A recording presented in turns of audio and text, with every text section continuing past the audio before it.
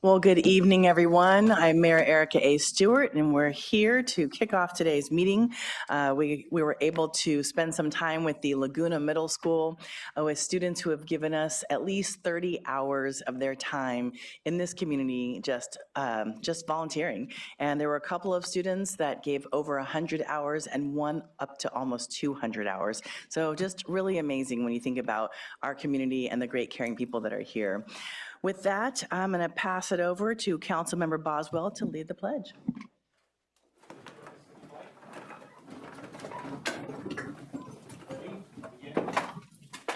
pledge allegiance to the flag of the United States of America and to the republic for which it stands, one nation, under God, indivisible, with liberty and justice for all.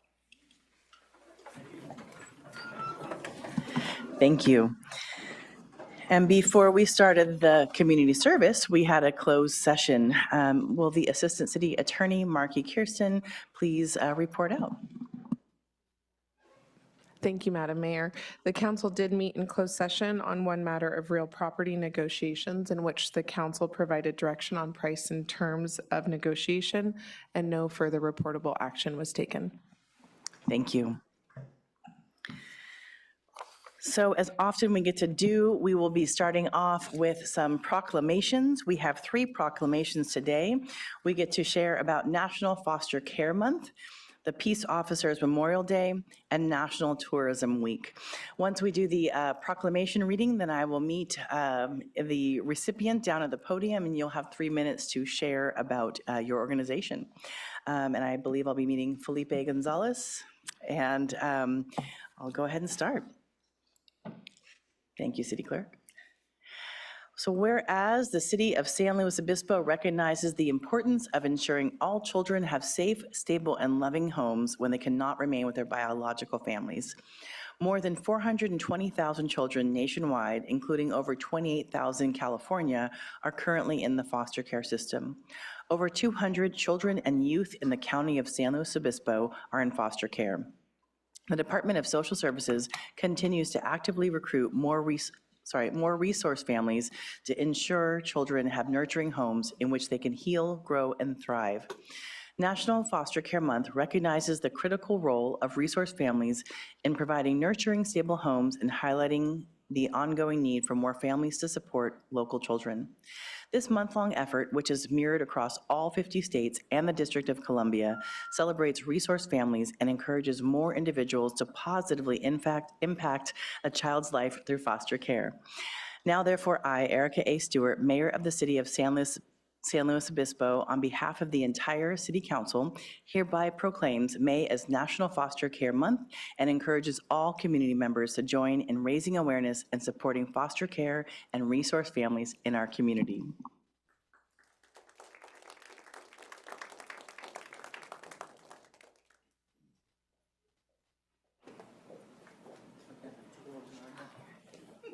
Thank you so much.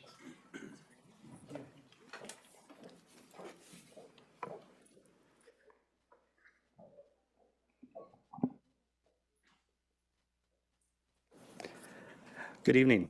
My name is Felipe Gonzalez, and I am a Program Review Specialist with the SLO County Department of Social Services. I'd like to begin by thanking the San Luis Obispo City Council for presenting the Department of Social Services with this proclamation. During the month of May, we are proud to honor the San Luis Obispo County's resource and adoptive families, as well as the county staff and community partners that support them. Our agency needs the support of the entire community to help reach our goal of increasing the number of available resource family homes. We respectfully ask the council to pledge its support by sharing our digital media content to help spread the word about the need for resource families.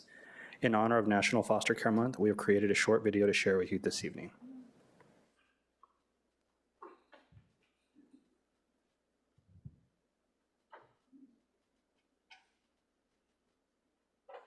A lot of people are probably more familiar with the term foster parent. Resource parent is the same thing. Resource parents are people in the community who have opened their home for our foster youth to reside. We have the same expectations for all of our homes, and that's really just for them to treat the foster youth in their home like any other kid living at home with their parents. I have worked with Christine a lot, and I see her monthly, and she is always just such a pleasure to work with. She does a fantastic job parenting kids, especially kids who have maybe some higher needs or that require a lot of attention, and she is an expert at making sure that all the kids are getting exactly what they need. I mean, I've been around kids my whole life. I love kids. I actually have a friend of mine who's a resource parent who's done it for a long time, and I started helping her out. And then we got to talking one day about becoming a resource parent, and she had a family friend going through the process. I said, oh, I would love to do that one day. And I started taking the classes the next month. Emergency foster care is 24/7, through the night, through holidays, through the weekend. My ringer's on full blast at all times. I got a kiddo at midnight on Christmas Day one time, and you don't know what you're getting. They just bring you this kid in the middle of the night and you make it work. OFR is options for recovery, so it's for medically fragile or drug-exposed kids that are coming into care. And so we work closely with the parents and the kids and make sure that they are recovering in order to go home to a healthy environment. Parents start off really rough. They don't know where to start, and then they kind of get guided through the department, and they become this better person. They recover, and they get their kids back, and that's ultimately our goal, is to get the kids back to their parents where they should be. I just want to be there where there isn't someone. These kids get pulled in the middle of the night on, any moment, and they don't know which way is up. So to have a home that's willing to take them, I just want to be there for the kids. It takes a lot. It's hard work. It's not just taking in a kid and, okay, now I just have another kid. You have appointments, extra appointments. You have therapy sometimes. You have visits with parents.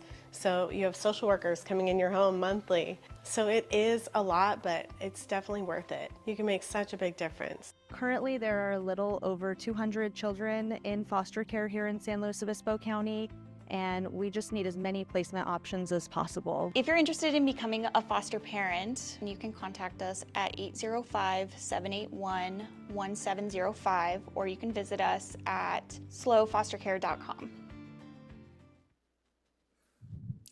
Thank you. Thank you so much. A lot of you. people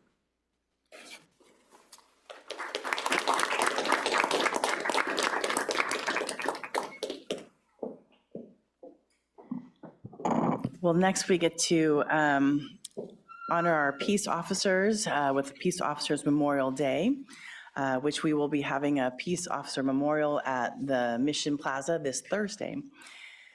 So whereas in 1962, President Kennedy established National Peace Officers Week, and we are honored to observe National Peace Officers Week from May 10th through 16th, and specifically May 15th as Peace Officers Memorial Day, in partnership with the SLO County Criminal Justice Administrators Association.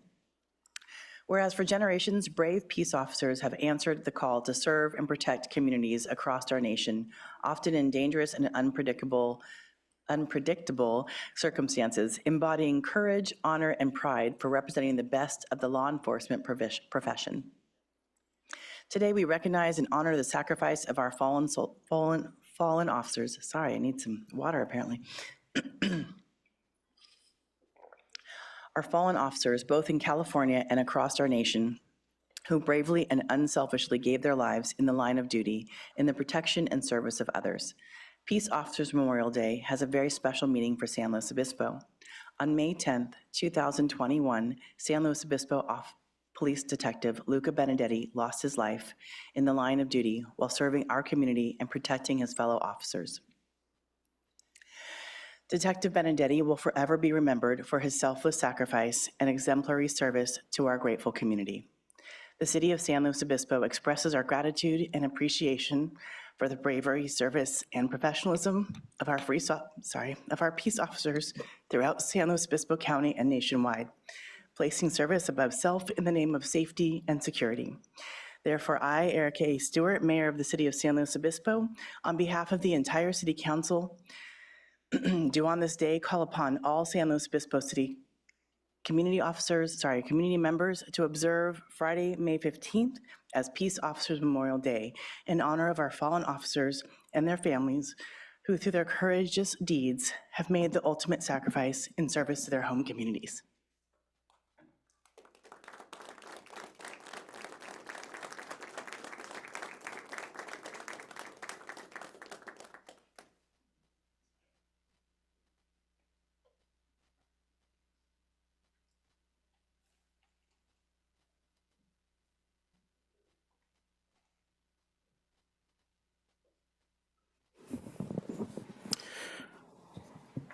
Thank you, Madam Mayor. On behalf of the entire department, we want to thank you, our mayor, and our members of council for this gracious and certainly heartfelt proclamation for National Peace Officers Week and the declaration of Peace Officers Memorial Day on May 15th.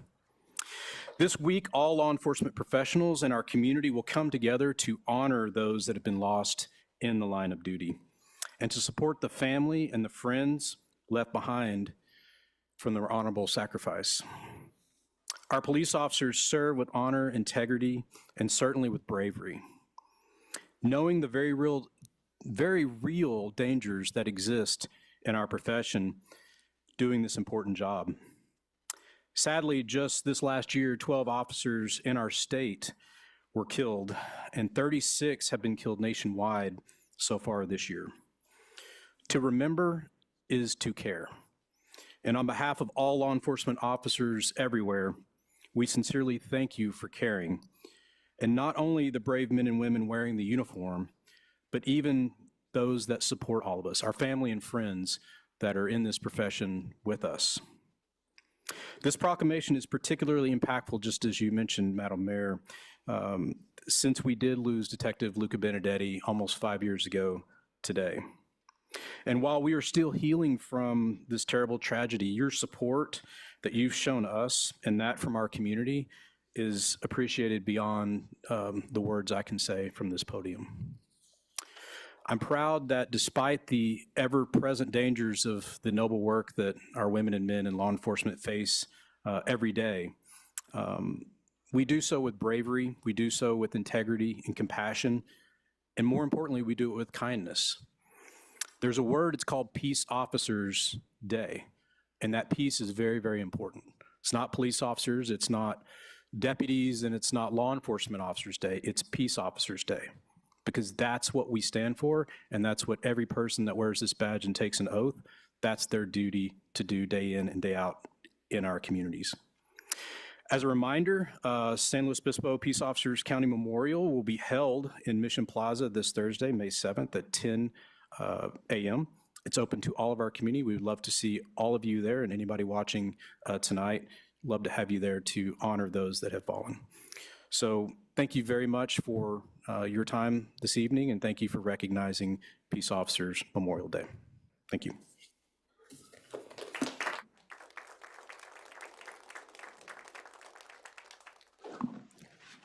Thank you, Chief. And next we have our current week, National Tourism Week, May 3rd through 9th. In 2025, visitors to the city of San Luis Obispo produced a total economic impact of $702 million. And the regional economy generated $50.2 million in state and local tax revenue and supported approximately 5,000 jobs. Transient occupancy tax revenue contributes 10% of the city's general fund, which pays for community benefits like infrastructure projects and quality of life experiences like access to open space. The city of San Luis Obispo collected a record $11.4 million in transient occupancy tax during fiscal year 2025. That's a 4.6% increase over the prior year. I remember the year before, we were excited about $10 million, so wild. Tourism serves as a vital industry that fuels economic development, sustains local businesses, promotes cultural awareness, and connects communities. In 2016, the California legislature declared every May as California Tourism Month to celebrate the economic power of tourism. In 2025, the tourism industry in California generated $158.9 billion in visitor spending, making California the top travel destination in the nation. In San Luis Obispo, putting hearts in beds and encouraging visitors to live like locals is central to our tourism efforts. Visit San Luis Obispo, the official tourism entity led by the Tourism Business Improvement District for the city of San Luis Obispo, is a tourism leader in our region, advocates for our hospitality ecosystem, and shares critical industry data.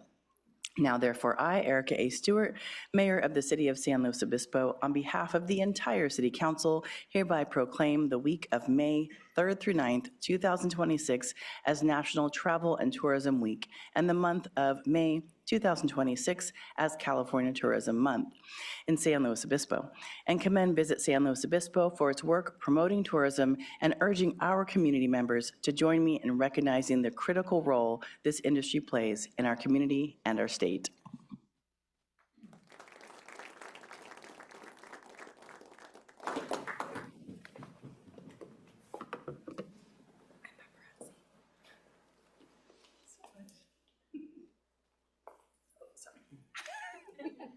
I'm no win.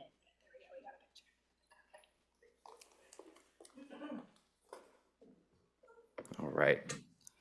Thank you, Mayor Stewart. Thank you, council members as well. I also would like to extend our gratitude, or my gratitude as a member and a citizen of the city of San Luis Obispo, to our peace officers as well. It means a great deal to receive this honor. I'm happy to accept this honor on behalf of TBID, as well as all the other lodging operations in the city of San Luis Obispo, from boutique properties like myself to larger properties to everyone in between. Tourism isn't just an economic engine. It's the reason our downtown restaurants, local farms, wineries, and small businesses thrive. Every overnight guest is a vote of confidence in the city. The TBID exists to tell the slow story, and through Visit San Luis Obispo and our marketing efforts, we're reaching travelers who choose slow, not just for a night, but for the lasting connection to this place. We're proud of what the community has built, and we're committed to making San Luis Obispo a must-stay destination while also balancing business and sustainability. Thank you for believing in this message.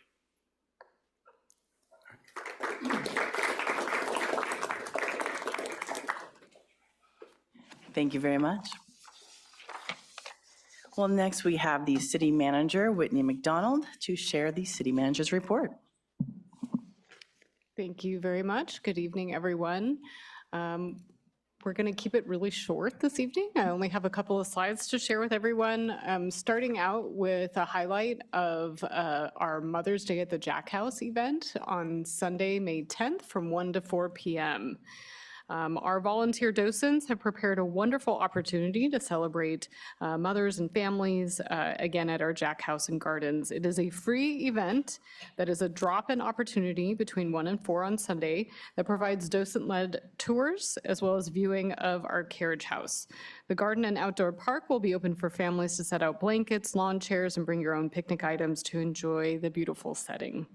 As the Jack House does not have its own parking lot, we want to remind folks we do have a brand new amazing amenity nearby, the Cultural Arts District parking structure located on Napomo and Palm, just a couple of blocks away, or metered parking along the street on Marsh.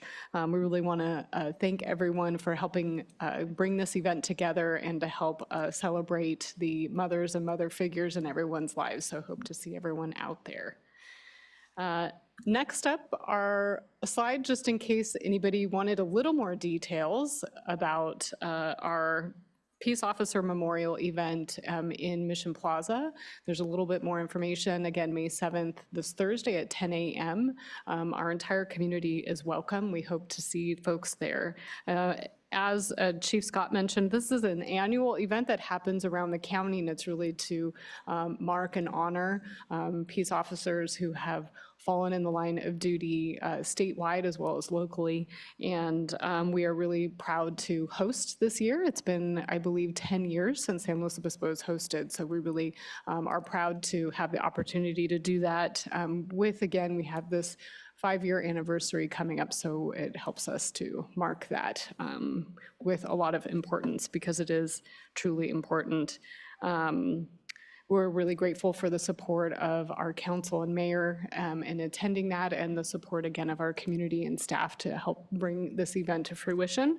Also want to let folks know that Public Safety Night at Farmers Market is held the following week on May 14th, so it's another opportunity to come out, interact with law enforcement, and there's usually some interesting kind of pieces of equipment out there if anybody's interested.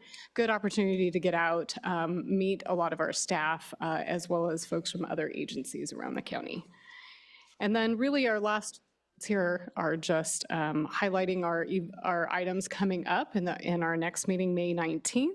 On our consent agenda, we want to highlight our third quarter budget report. By this time in the year, we have a pretty good sense of where we think we're going to end our year. And so there's a lot of really good information in there. And then our business items, we have an appeal of our Planning Commission's decision to revoke a use permit for a fraternity, as well as consideration of our Vision Zero action plan. So we know that plan has been in the works for quite a long time. It's a really important document for our community, and it guides our work and our active transportation planning. And so we're really excited to bring that forward for discussion and hopefully approval on that date. So with that, that's the end of my report.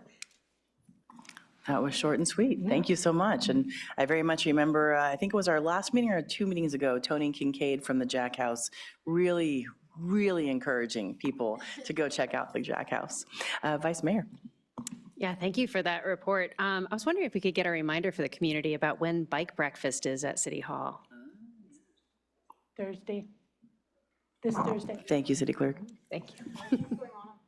Yes, a lot going on Thursday. So come down for bike breakfast and That's stay right. for the memorial. I realized I should maybe also plug the other Mother's Day event happening at another city-owned facility is the Dalladé Adobe is happening on Saturday. So you could actually make it a whole weekend about celebrating the mothers in your lives and mother food, you know, and see a couple of our really amazing amenities that we have some really talented, dedicated volunteers who are helping to manage those.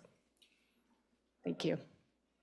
Thank you. Great point. And I will say, if you go to the SLOCOG, SLOCOG, if you go to the Instagram or Facebook or website, you'll see things happening for Bike Month all month long. Lots of breakfast, lots of activities. I think there might even be a happy hour. So lots of fun things. And with that, we move on to public comment for things not on the agenda. So if you have anything you'd like to share about things that are not on the agenda, this is the time. City Clerk. Yes, we have 2 speaker cards right now. The first one is Sean Harris and then Steve Schmidt.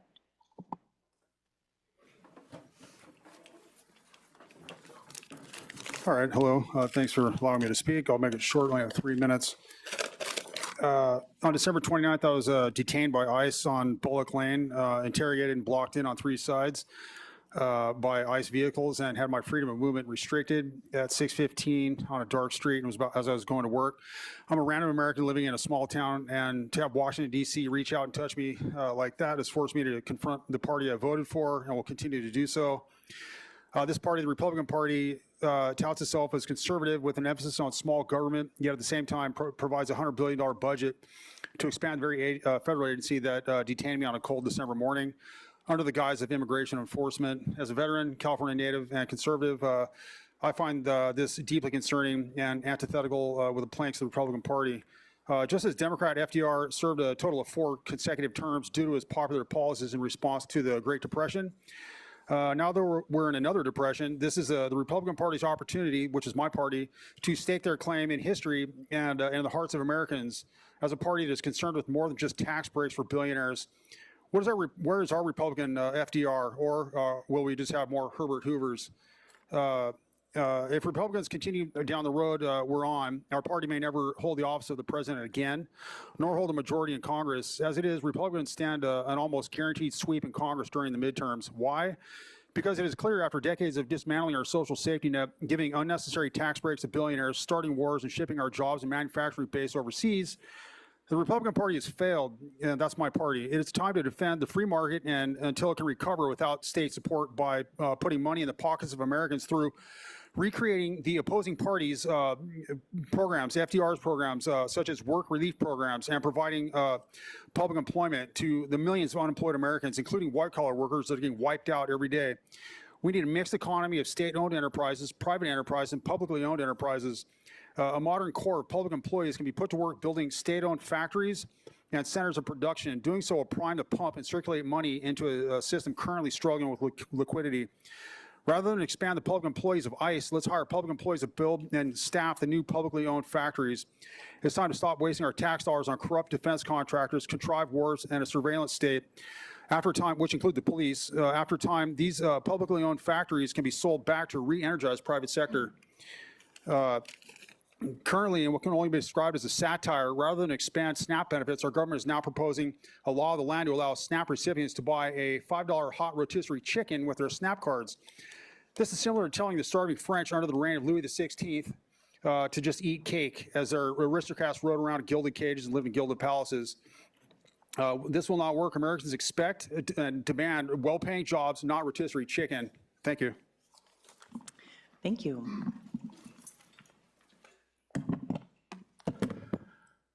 Hi, good evening, and thank you for allowing me to speak. My name is Steve Schmidt. I'm in my 8th month as the Executive Director of the History Center. First of all, Feliz Cinco de Mayo. As one of the guardians of the county's history, I just want to celebrate an important holiday. I've actually made a pilgrimage to Puebla, Mexico to see the battle site. I just got home last night from a 2-week trip to New Orleans. I got home a little after 11 p.m., but it was absolutely incredible. It was my 6th time to Jazz Fest. 2 days ago, I saw Herbie Hancock, Earth, Wind and Fire, and Mavis Staples, or, all in the same day. It was an 8-day festival. I saw Rod Stewart, Lord, Lake Street Dive. Stevie Nicks stole the 8 days. She did Don't Stop for the first time in over 20 years. And so bottom line, Jazz Fest kind of brings out the best in performers due to the historic nature of the venue and just the culture of New Orleans. And it's completely re-energized me. The best part of travel generally is coming home. And I woke up this morning and did a 9 o'clock presentation to the county supervisors. I'm here tonight talking to y'all. And I'm just very thankful for the opportunity to serve and protect and exhibit and collect the history of the county. Let's see, even in my absence, we had daily Facebook posts, daily Instagram posts, daily different PSAs on KVEC every day. So we're still working hard. Usually I start my reports to the City Council with thank yous. So thank you for the Carnegie Library, but thank you Alejandro and to the staff. I emailed him on a Friday afternoon and told him we had troubles with our elevator, that we actually had a board member stuck in the elevator for about an hour and a half. First thing Monday morning, boom, there was a crew, elevator's fixed. Thank you, Alejandro. Thank you very much, Mayor Stewart, for having your county mayors meeting at our research room. One of my big parts of my job is to try to get our name out there, so you helped a lot with that. Thank you also, Teresa, for hosting a wonderful party in the research room. It's never smelled so good in the History Center, and I hope I get invited to one of your parties someday.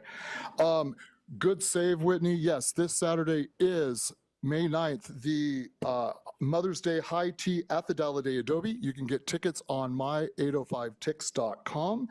In May, we're partnering with the San Luis Obispo City of DEI office, the Latino Outreach Council, and the Diversity Coalition to have a celebration of our Life, Liberty, and Pursuit of Happiness exhibit that's on display until June 1st. That'll be May 27th, and I will invite all of you to attend. We have a new exhibit up right now. It's called From the Collection. Bottom line, we're getting things from our warehouse that have not been assessed into the History Center, putting them on display, and then trying to give them back to the people to whom they belong, including like mortars and pestles to the Chumash. So thank you. It's good to be home. Thank you so much.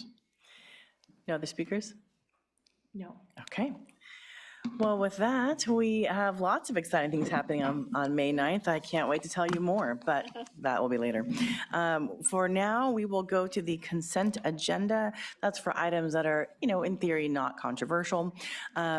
So before we go into the consent agenda, if you have anything you'd like to speak about on the consent agenda, then now is the time to get your speaker slip into the city clerk. And before we share anything more about that, I have, no, I'm doing that after public comment. Sorry, just kidding. We'll talk about that in a minute. All right, any public comment? Oh, sorry, Councilmember Marks? Yeah. Is it on? Yeah. Oh, sorry. Yeah, red is on. Okay. Unfortunately, I was ill and unable to attend the April 21st meeting, so I'm not going to vote on the minutes, which is item 6B. Thanks. Okay. Councilmember Schwarzman? Yes, I'd like to pull item 7C, please, the Human Services Grants. Sounds good. Thank you. And while we're sharing random things, I will be recusing myself from 7G since I needed to recuse myself during the conversation at the last meeting waiting for the FPPC to respond to me about if I should be voting on that conversation of sewer laterals or not. So with that, I'll go back to any public comment. Yes, we have three. The first one is Lisa Sparrow and then Steve Del Martini. Ms. Sparrow's speaking on item 7E and Mr. Del Martini is speaking on 7G. Are you ready? Okay, good evening, Mayor Stewart and City Council members. I'm happy to be here again. I'm Lisa Sparrow, the president of Monterey College of Law, of which the San Luis Obispo College of Law is one of our branch campuses. So thank you very much for bringing back this item of the grant agreement for the establishment of a mediation services program. We are stepping into the void that was created about a year ago when Wilshire shut down to try to provide community mediation services. This is in keeping with our mission as a nonprofit, community-based law school. Last time, I know the council had a lot of questions about the viability of the center, so go ahead and give you some updates that have happened since then. First, we were excited to appoint our interim director, Erica Flores Baltodano. She's been doing an amazing job of reaching out to the community. We also bid on and were the successful and only bidder to provide mediation services for the small claims court program with the county. We are finalizing the contract, but we do expect them to be providing us with some startup funding as well. I just saw the most recent today. I think by the end of the week that'll be done. And starting July 1st, we will be providing free mediation services to all people that are interested with the dispute and small claims court. We also are providing, we'll be hosting a mediation training program that is May 26th and 27th on mastering the art of mediation at the law school. It is open to all community members who would like to figure out a better way to communicate. I think in this day and age, it's important for people to learn how to talk to each other in a way that de-escalates rather than escalating contracts. I'm actually going to attend the mediation training as well. In addition to that, we are very thankful for some community sponsors who have come forward, and we've had several lawyers and mediators and other community members. We've raised $34,600 total from these very generous community members. So things are going well. We are still kind of doing this phased-in approach. We don't want to offer more than we can provide, but we would very much appreciate the city's contribution to kind of help us getting closer to meeting our goal for startup funds. And I'm very happy to answer any questions any of you have. I'll be sticking around, but we do appreciate this item on the agenda and the city's support. So thank you. Thank you.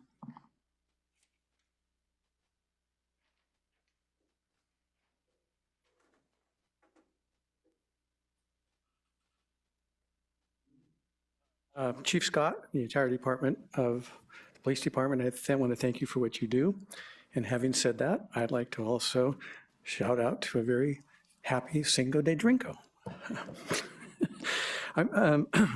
Mayor, council members, city manager, and the assistant city attorney, I'm here one more time to express my concern over the sewer lateral replacement point of sale. This type of mandate has probably the longest road to accomplish the goal of substantially reducing the amount of I&I the city has to deal with. The staff previously referred to this as millions and millions of gallons of water.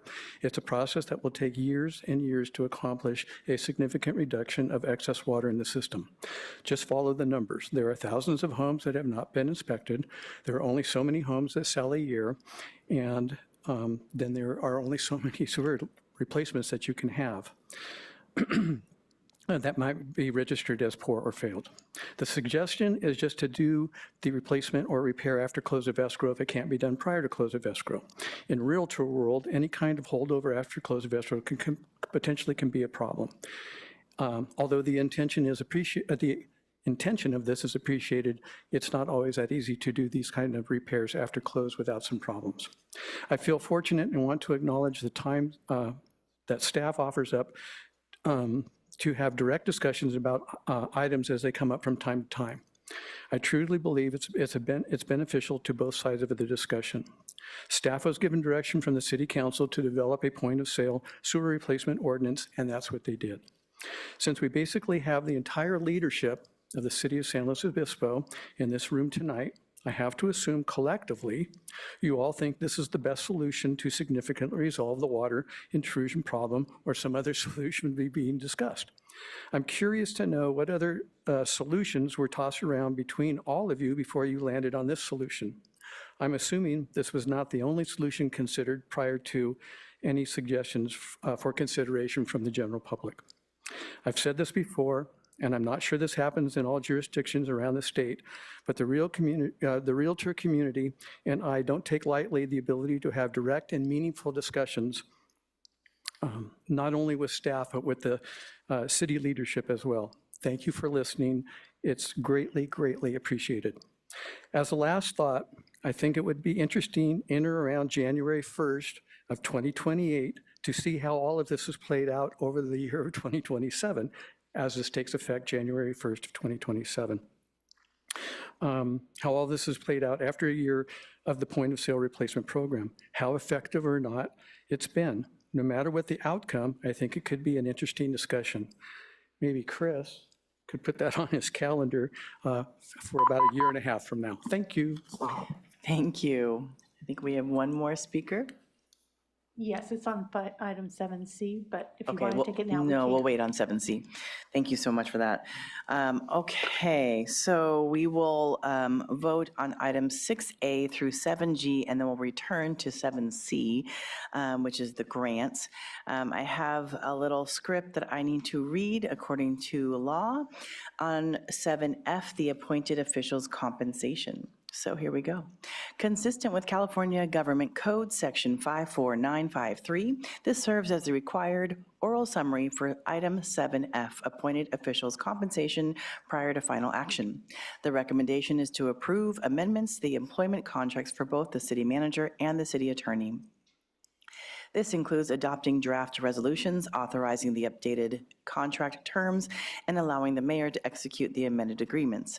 The recommended changes include increasing the city manager's city paid deferred compensation contribution by 3%, raising it from 3% to 6%, and providing the city attorney with a 2% salary increase, along with allowing the city attorney to use her sick leave balance for her own care or the care of the family member without being subject to the existing family care usage limit.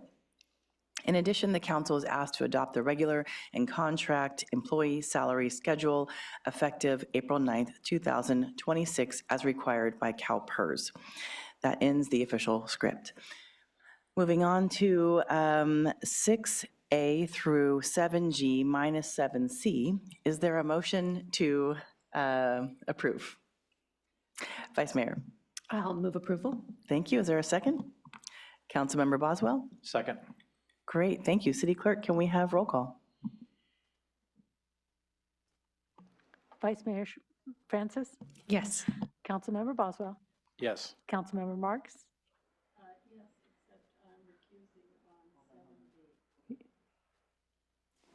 The minutes for April 26th. Say the whole thing because it was not on. Oh, okay. Yes, except I am recusing on item 7B, which is the minutes for the April 21st meeting, which I missed. Councilmember Schwarzman, Yes. Mayor Stewart. Yes, except I'm recusing 7G. Otherwise, moving forward, it's relatively 5-0. Thank you so much. So now we'll move back to 7C, the consideration of the 2026 to 27 Human Services Grant Funding Recommendations. Councilmember Schwarzman, do you want to kick us off? Sure. So just start out, as always, by thanking the Human Resources Commission for the enormous amount of work and the difficult decisions that they have in weighing, what was it, I think 26 applications for over $400,000 worth of requests when we have a whopping $150,000 to give away to local nonprofits who all do an incredible amount of important work in our community. And so it's always very, very challenging, and I want to recognize that how difficult that is for the Human Resources Commission.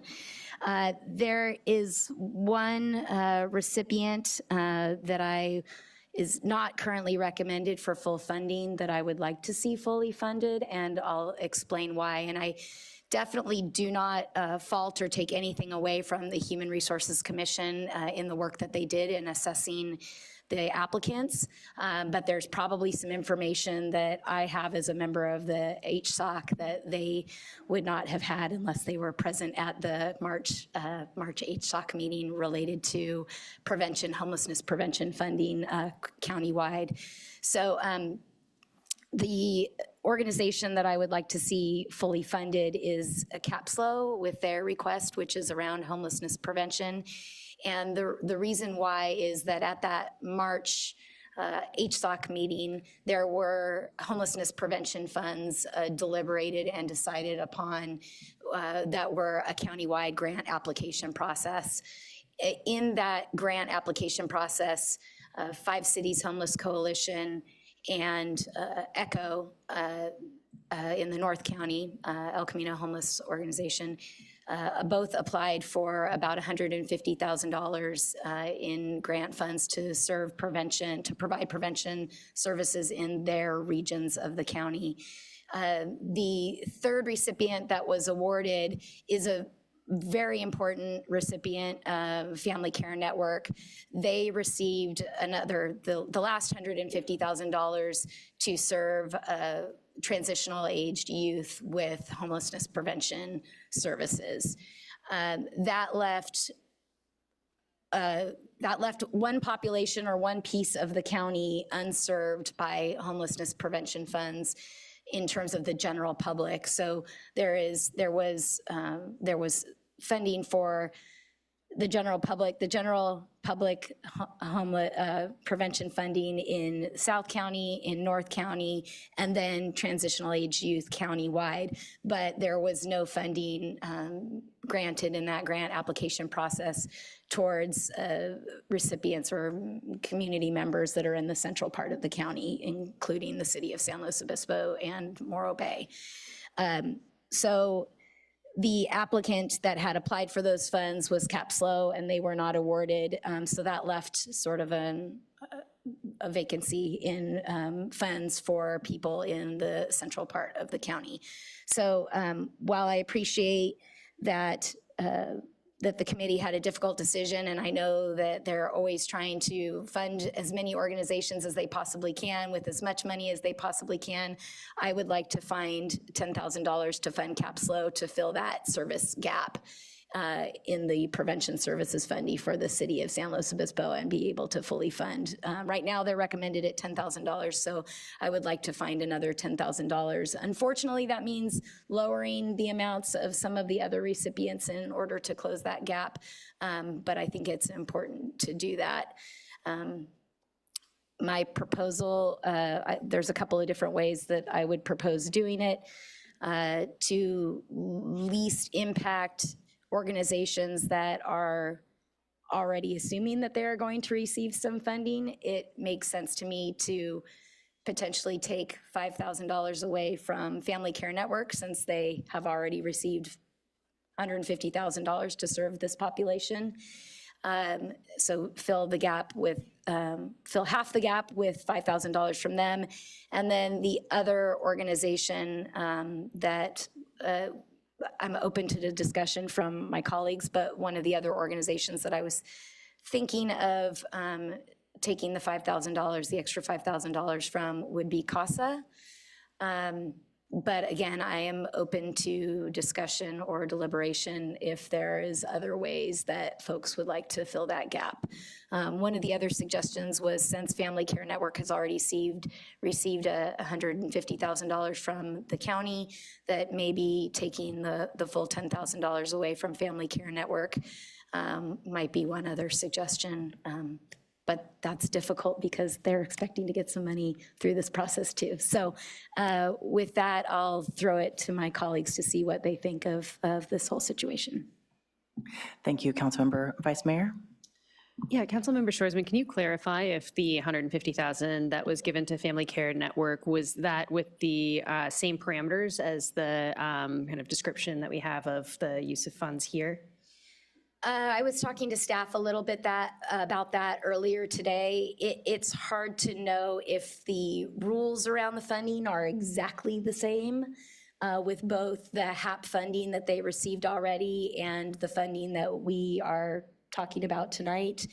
It's possible that there would be some subtle differences in that, but their language in their grant summaries and the language in their request to the county about the population that they would serve is very similar. The vulnerable transitional age youth was the language that was used in the description in our packet for the Family Care Network funds, and that was also the similar language that was used in their grant application to the county. So the grant parameters might be different, but the intended use seems similar in language. Right, the population being served is pretty similar. Thank you for that clarification. Thank you. And before I move to Councilmember Marks, do you have any additional information regarding the HSOC grant funding you'd like to share?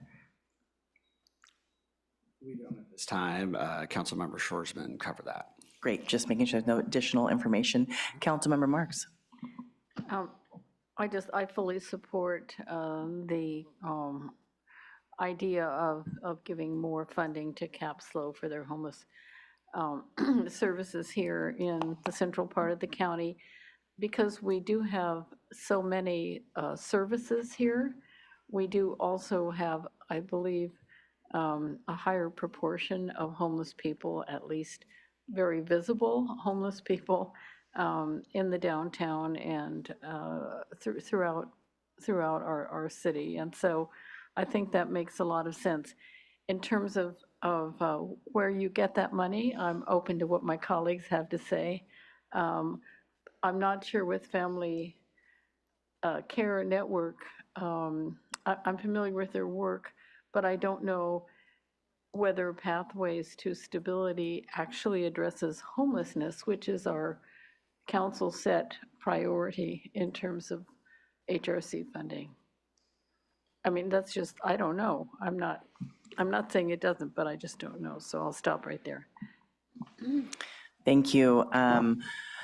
I appreciate you bringing this forward. I will say on March 24th, I went up and did a tour of ECHO, and I met with their leadership, and one of the things that they shared, it had happened just the day before as far as the decision with HSOC, and the application process was something that I'm usually very excited about, is that different nonprofits in our area that do similar things collaborated, and they said, how do we come together and serve the community in the best way possible, and how do we ask for our money? So they really, instead of saying, I'm going to try to ask for the most possible, they really came together and said, let's ask for enough that serves our different areas. And so to me, that was collaboration and working together as nonprofits. And then in the end, unfortunately, it kind of didn't work out. There's just so many terms that are not what I want to say in my head. And so with that, it seems logical to me that if someone that received $150,000 they don't need, they always need, but they can live without the 10,000 because they received the 150,000, and we can take that 10,000 and fill a tiny bit of the gap of the 150,000 that CAPSLO is not received from the HSOC grant funding. No one's ever guaranteed the funding, but the fact that they came together and actually tried to solve a problem together in our county, it really concerns me that that wasn't even understood or cared for. So I would very much support taking that funding to give it to CAPSLO. And it's not because I feel any negativity. I think what Family Care Network is absolutely amazing, and their work is absolutely amazing.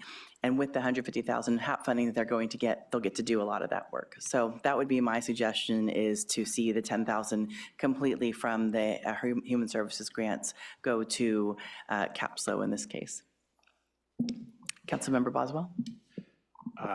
Yeah, thank you, Mayor Stewart, for that additional explanation. Thank you, Councilmember Shoresman. So I think I would support that proposal as well, not having really any other basis to decide. I was trying to read quickly through some of the descriptions, but I appreciate your providing some in-depth explanation of the logic behind the proposal, so I'll support it. Thank you. And I do, and I didn't start with this, and I apologize, but I really thank the Human Relations Committee for looking through all of these grants. I know it's a lot of work, and I forget the exact total, but it's well over $400,000 of need that people asked for in this community, and I do not take that lightly, and I don't want to usually take recommendations and switch them around, but I do appreciate that you brought forth the HSOC extra context that probably just wasn't known in this conversation. Councilmember Shoresman. So from your comments, I guess, Councilmember Marks and Councilmember Boswell, are you more, what feels better? I know this is none of this feels good. Reallocating funds never feels good between a lot of really wonderful, well-meaning and important organizations and their functions. But just from your comments, am I hearing that you feel more comfortable just taking all of the funding from Family Care Network to fill the gap in the CAPSLO rather than trying to piecemeal it out a little bit among organizations? Okay. I'm agreeable to that too. I was just kind of trying to figure out what everybody else's feelings were on it. Councilmember Marks. Oh, I'd say I regret that we don't have about 10 times more money to help. You know, we, as a city, we cannot fill the gap that the county is supposed to, provide funds for in terms of all these different programs. But we do our best to play catch up where we can. And I do really respect the work of the Family Care Network. It's just a very unusual situation that we face right now. And thank you for telling us about it. So, yes, the short answer, yes. Councilmember Shoresman. Yeah, just one more, I guess, question to staff, kind of based on our conversation earlier. I think just kind of trying to brainstorm the amount of people that $20,000 might be able to serve. It's not a huge amount of money. And there will be probably opportunities for more prevention funding at the county, but maybe not immediately. Will probably be a while before those grant funds come. But what would you estimate, team, as to the number of people that with this amount of money could possibly be served?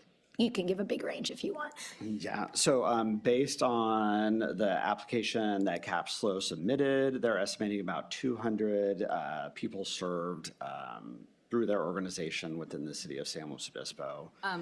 Just to clarify, that does include their screening for eligibility. So I think with the direct service, with the direct aid, it was about 8 to 10.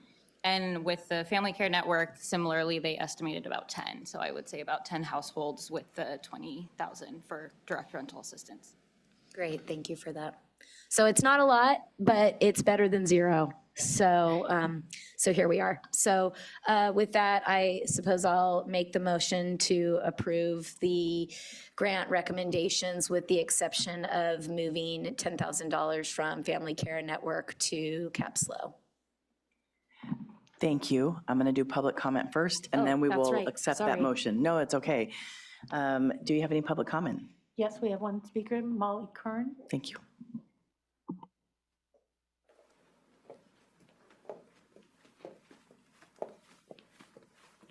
promise to be concise. Thank you, Mayor and Council. I want to echo your shared appreciation for the deliberations of the committee and the hard work of staff and really sitting with all of the need in our community. I know it's beyond just moving numbers around on a spreadsheet, but really when you read each of these applications, it articulates what we see at the SLO Food Bank every day, which is a large and growing need of people who are doing their best, but are just fundamentally unable to afford to continue living in this community.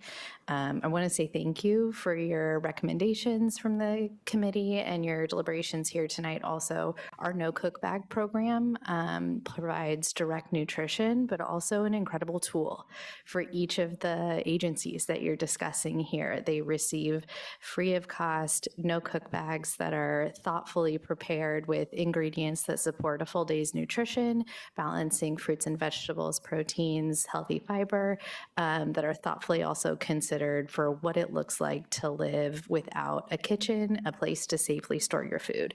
And so it's a really amazing combination of nutrition, but also a trust building tool for each of our partners when they go out to do outreach to people who have had broken trust time and time again. To be able to offer them something instead of just need things from them is really powerful. And so thank you so much. As you mentioned, sometimes this money seems small, but those individual interactions really make a tremendous difference in so many lives. So thank you. Thank you. No other comments? No. And Councilmember Shoresman, I just want to make sure, when you say 20,000, you're meaning the additional 10,000, right? Yes. Yes, sorry if I didn't state it clearly, but the motion would be to move $10,000 from Family Care Network to CapSLO to make their full grant amount, match their original request, which was $20,000. Great, thank you. I'll second that. And with that, can we have, oh, okay. I'd like to second that. Okay, sounds good. And can we have a roll call? Councilmember Shoresman? Yes. Councilmember Marks? Yes. Councilmember Boswell? Yes. Vice Mayor Francis? Yes. Mayor Stewart? Yeah, so the motion passes 5-0.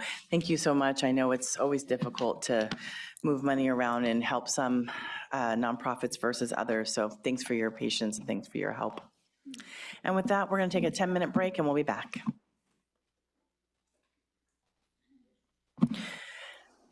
Well, thank you for the break. We are back, and now we go into public hearing and business items. Item 8A is to introduce an ordinance amending Title V, permits, licenses, and regulations, otherwise known as doing an update to our zoning. So I will move forward and have Senior Planner David Amini and Assistant Planner Ethan Estrada share your report.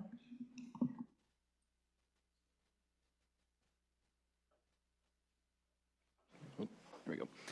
Good evening, Mayor Stewart and council members. Again, my name is Ethan Estrada, Assistant Planner, and I'm joined by David Amini, Senior Planner, and we'll be presenting staff's proposed amendments for Titles 5, 16, and 17 of the city's municipal code.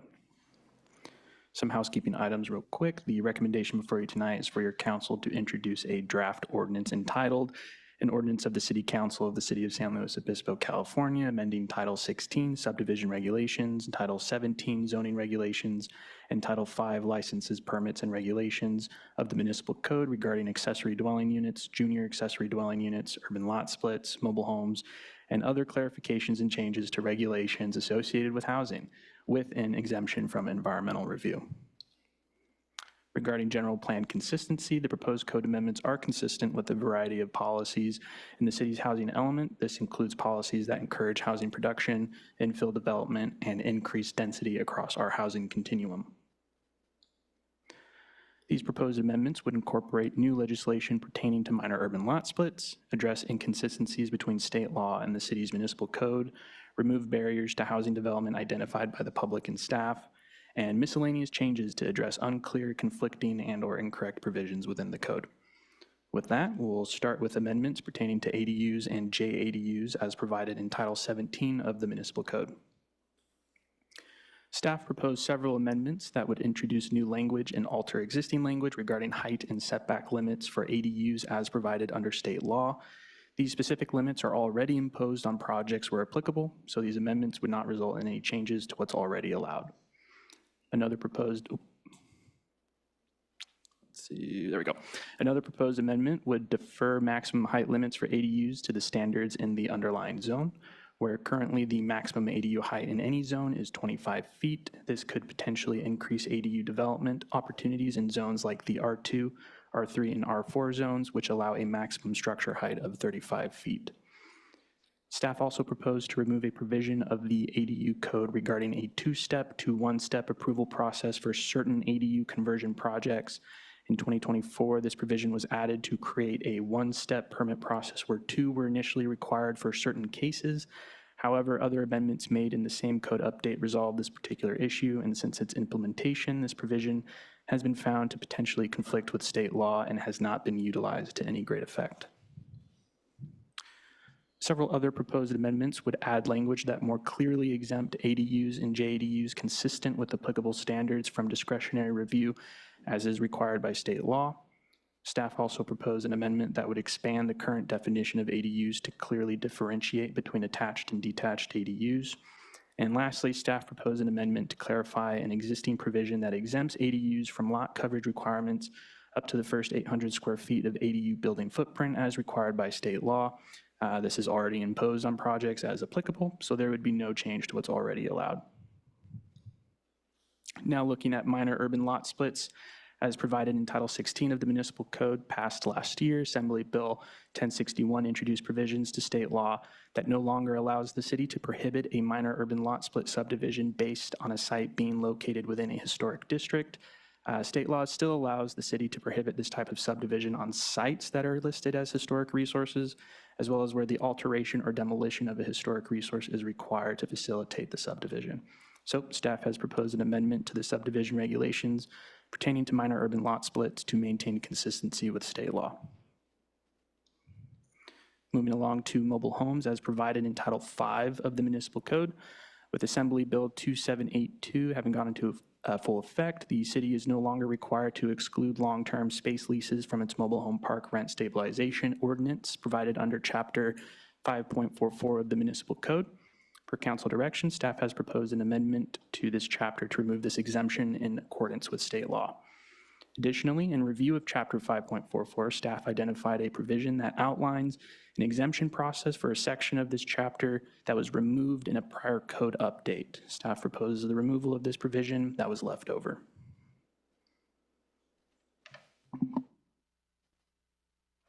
Now we'll move on and look at our affordable housing incentives as provided in Title 17 of our municipal code.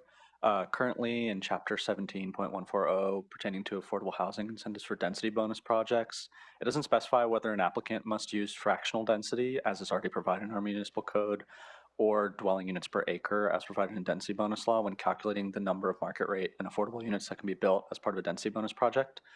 So under the current code, applicants can maximize the number of market rate units that can be built via fractional density while minimizing the number of affordable units to be provided. So staff is just providing an amendment that would require consistency across the calculations. If you use fractional density, it's required for both your market rate and affordable units. If you use dwelling units per acre, it's required for both units as well. And now we'll just look at some miscellaneous changes to Title 17 of our code. Currently, our homestay section provides requirements that a homestay must comply with for approval of a homestay permit, but it doesn't expressly state that it must continue to maintain compliance. Staff is proposing an amendment to the section clarifying the applicable requirements must be complied with on a continuous annual basis, not just upon application for a permit, and expressly stating that the failure to do so may result in the expiration of the permit. Moving on to our accessory structure section, there are several proposed amendments that would address just some inconsistencies with state law pertaining to ADUs and refresh some of our language that we use to maintain consistency with other sections of our zoning code. We're also proposing an amendment that would require property owners, or remove a requirement for property owners to enter a covenant agreement to permit an accessory structure on their property. This is an outdated requirement as it was originally intended to prevent the illegal conversion of accessory space into habitable space. Today, property owners have a host of methods available to them to develop ADUs, JDUs, and with the state ADU amnesty program as well, that provides a pathway for illegal ADUs and JDUs to become permitted. This requirement is overly restrictive on property owners who want to build an accessory structure on their property. And then looking at our code section regarding our vision clearance standards for driveway visibility, staff is proposing the addition of a new subsection regarding driveway visibility standards as is already provided under our engineering standard 7950. This standard is already imposed on projects as applicable, so there's no substantial change from this amendment. Staff is also proposing an amendment to Table 2-1 provided under our Chapter 17.10 regarding our allowed uses to correct an error identified by staff. Currently, the table incorrectly says that a minor use permit is required for general retail in the neighborhood commercial zone, and in reality, one's not required when the floor area of the commercial unit is 2,000 square feet or less, so just correcting that in the table. Then there's just a proposed amendment to our section regarding decks to further clarify that decks with a height of 30 inches or more are subject to our side and rear setback requirements. Again, we already impose this requirement when we're reviewing projects, so there wouldn't be necessarily a huge process change with this clarification. Here's our recommendation again for you tonight, and that concludes our presentation. Thank you very much. Thank you. I mean, as this is mainly a cleanup, it definitely was a little bit easier. There were a couple of things that I wanted to have some knowledge about. I'm not sure if you have this answer, but it definitely made me wonder about the homestay permits and wondering how we're doing on the compliance. I know we had a newer vendor that has been looking at the homestays, and I'm just wondering if this is part of what helped us realize that this permit requirement needed to change. Good evening, Timmy Toya, Director of Community Development. That is how we discovered this requirement. So one of the things that we were doing last year was using our online Rentalscape platform where we can identify potentially unpermitted short-term rentals or homestays. And one of the challenges we had was noticing that we did not have strong language to be able to continually enforce requirements upon application. Someone would prove that they met the code requirements, and then we would ask them for annual materials to prove that, and we ran into an issue where our code language wasn't as strong as we would like it to be. And so this is definitely helpful for us to be able to implement that program and make sure everyone is complying year over year. Great, thank you. Any other questions? Okay, one last one. So when looking at the healthcare and childcare section of this report, the potential removing the minor use permit designation from Table 2-1, and then talking about the physical therapy and childcare sections of the office zone. I feel like we've talked about this a lot as far as doctors being able to have access to some locations in our city that really aren't the manufacturing zones that they are today. Like the zone is true, but the actions are not. And then also still trying to clear up that childcare can go in more locations throughout our city. So can you share a little bit about that? Yes, absolutely. We have heard comments from the council, from the community about some of these challenges related to businesses and commercial uses. This cleanup generally is more housing related because we often have a lot of state laws we have to comply with after they're passed and go into effect. But we did look at some of the commercial uses, and they kind of go beyond the scope of more simple cleanups or state law compliance.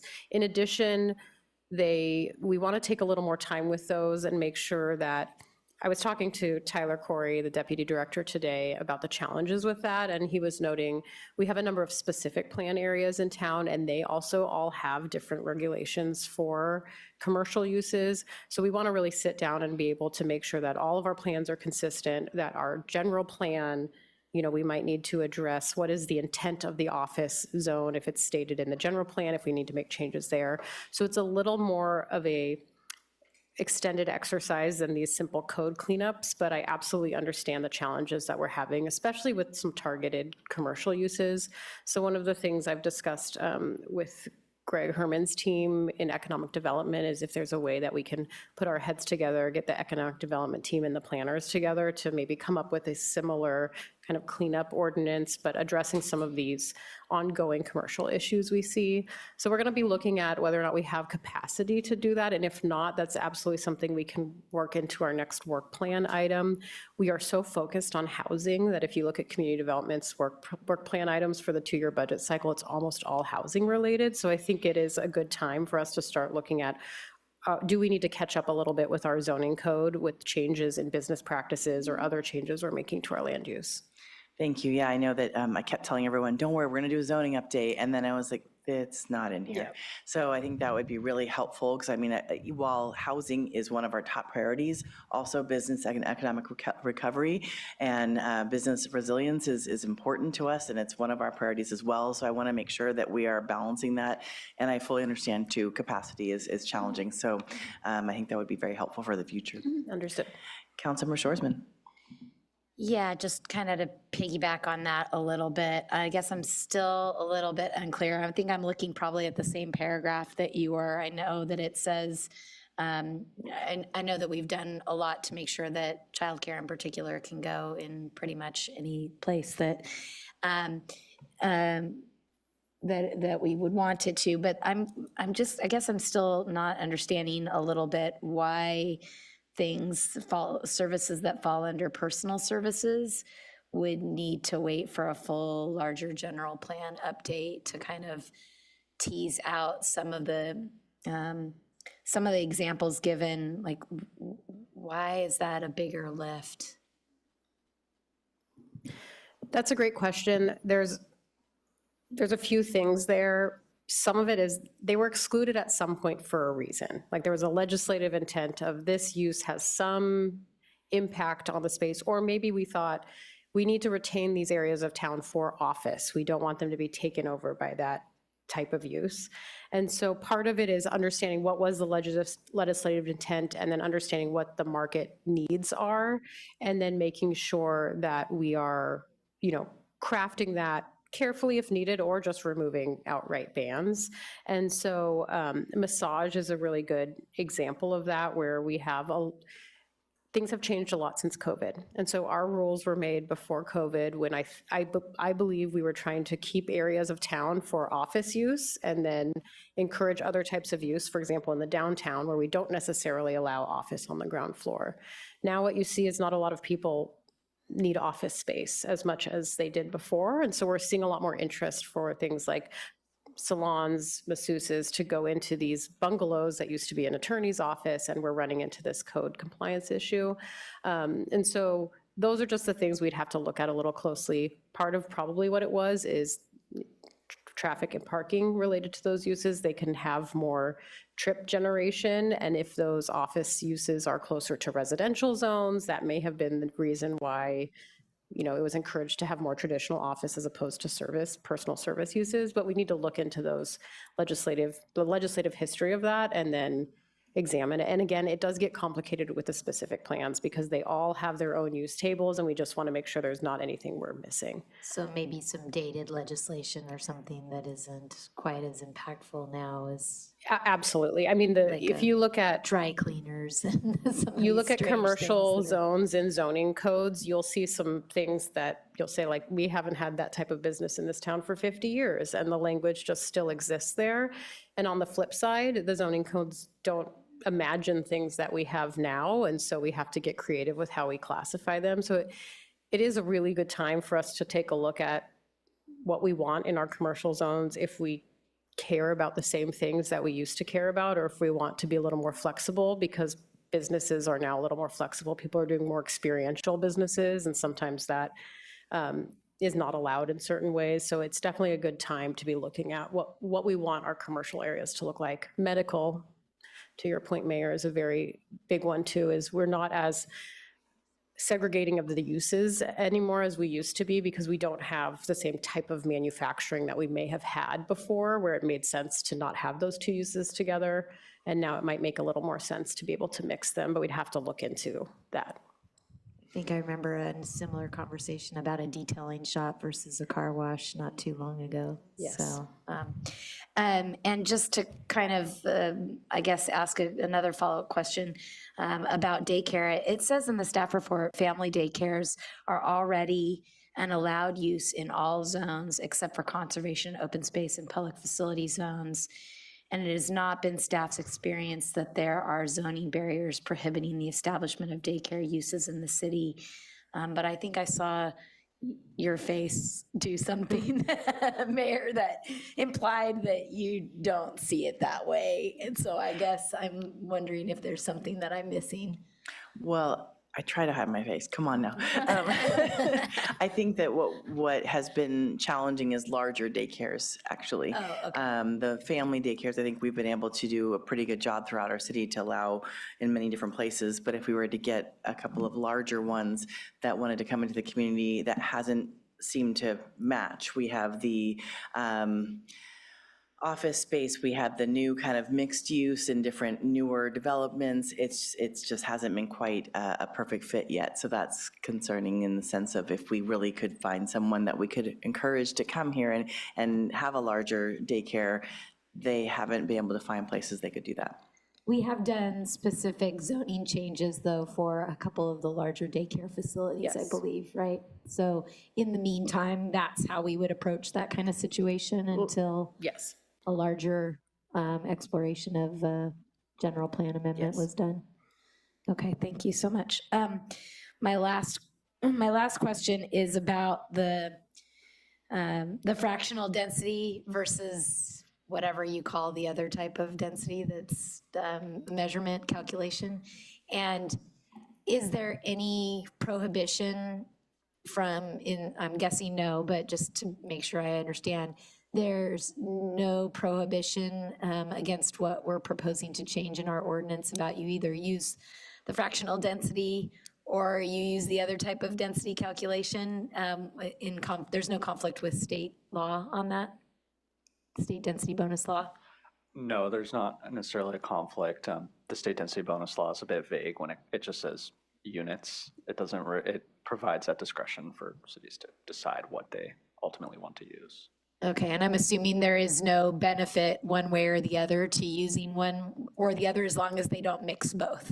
Or do we have a preference or on the type? Generally, using fractional density leverages the maximum amount of both market rate and affordable housing units. But if developers wish to choose the dwelling units, we just want to see that consistency so there's not a mix-up. Okay, thank you so much. Thank you, Vice Mayor. Yeah, thank you, Mayor and Councilmember Shoresman, for bringing up the childcare discussion. I actually was really interested in that paragraph and reached out to Childcare Resource Connection at CapsLO as well as First Five to get a little bit of clarification, because I know that we've been in conversation a lot about some of the challenges, and they had alluded to it being a lot of zoning issues, but they did clarify that really what a lot of the small providers are dealing with is trying to figure out how to navigate the system, because it's challenging. And I know a lot of communities have addressed that by kind of helping with kind of navigators or cheat sheets that kind of help people figure out how to deal with the fees, the process, expectations, inspections, all of those things that can be real barriers to opening businesses in the city. And I know that we do have our item 3.1.8 of Economic Development Strategic Plan that gets at trying to dedicate resources to help prospective childcare business owners who are trying to navigate the city permitting process. We haven't really gotten at that completely yet, and I know that CapsLO and First Five are working at along with the city to try and deal with that issue right now. So hopefully we can get to a better place on that soon. So I appreciate you guys bringing up the specifics there. Thank you. Yeah, thank you. I feel like it's like a future Deputy City Manager Herman's department pathway, maybe in the future. Councilmember Marks. Thank you. Yeah, just piggybacking on that, I think we might need something like kind of a concierge, the way that 3CE, Central Coast Community Energy, has got kind of a concierge program where they, someone who knows nothing about how to do it can kind of be guided and handheld a bit through the process. So anyway, that's just a thought. I'm very happy to see us getting rid of the exemption in terms of providing more access to rent control in mobile homes. And I did ask Marky this question earlier, but I think I should just ask it again in open session. So that's my question is whether this exemption would in some way be retroactive in that people who have not been able to benefit from rent control because they had long-term leases, would they now, with this change, be able to benefit from rent control retroactively? Thank you, Councilmember Marks. So no, as drafted, the ordinance does not have retroactive effect. I touched base at the recess with my colleague who worked on this and wanted to clarify that in the state law that this is implementing, there is a window to have retroactive effect, but it's not automatic and would be left to the discretion of the local agency in their own code update. But our update does not include that retroactive language at this time. Okay, so that's something we might want to look at in the future, possibly.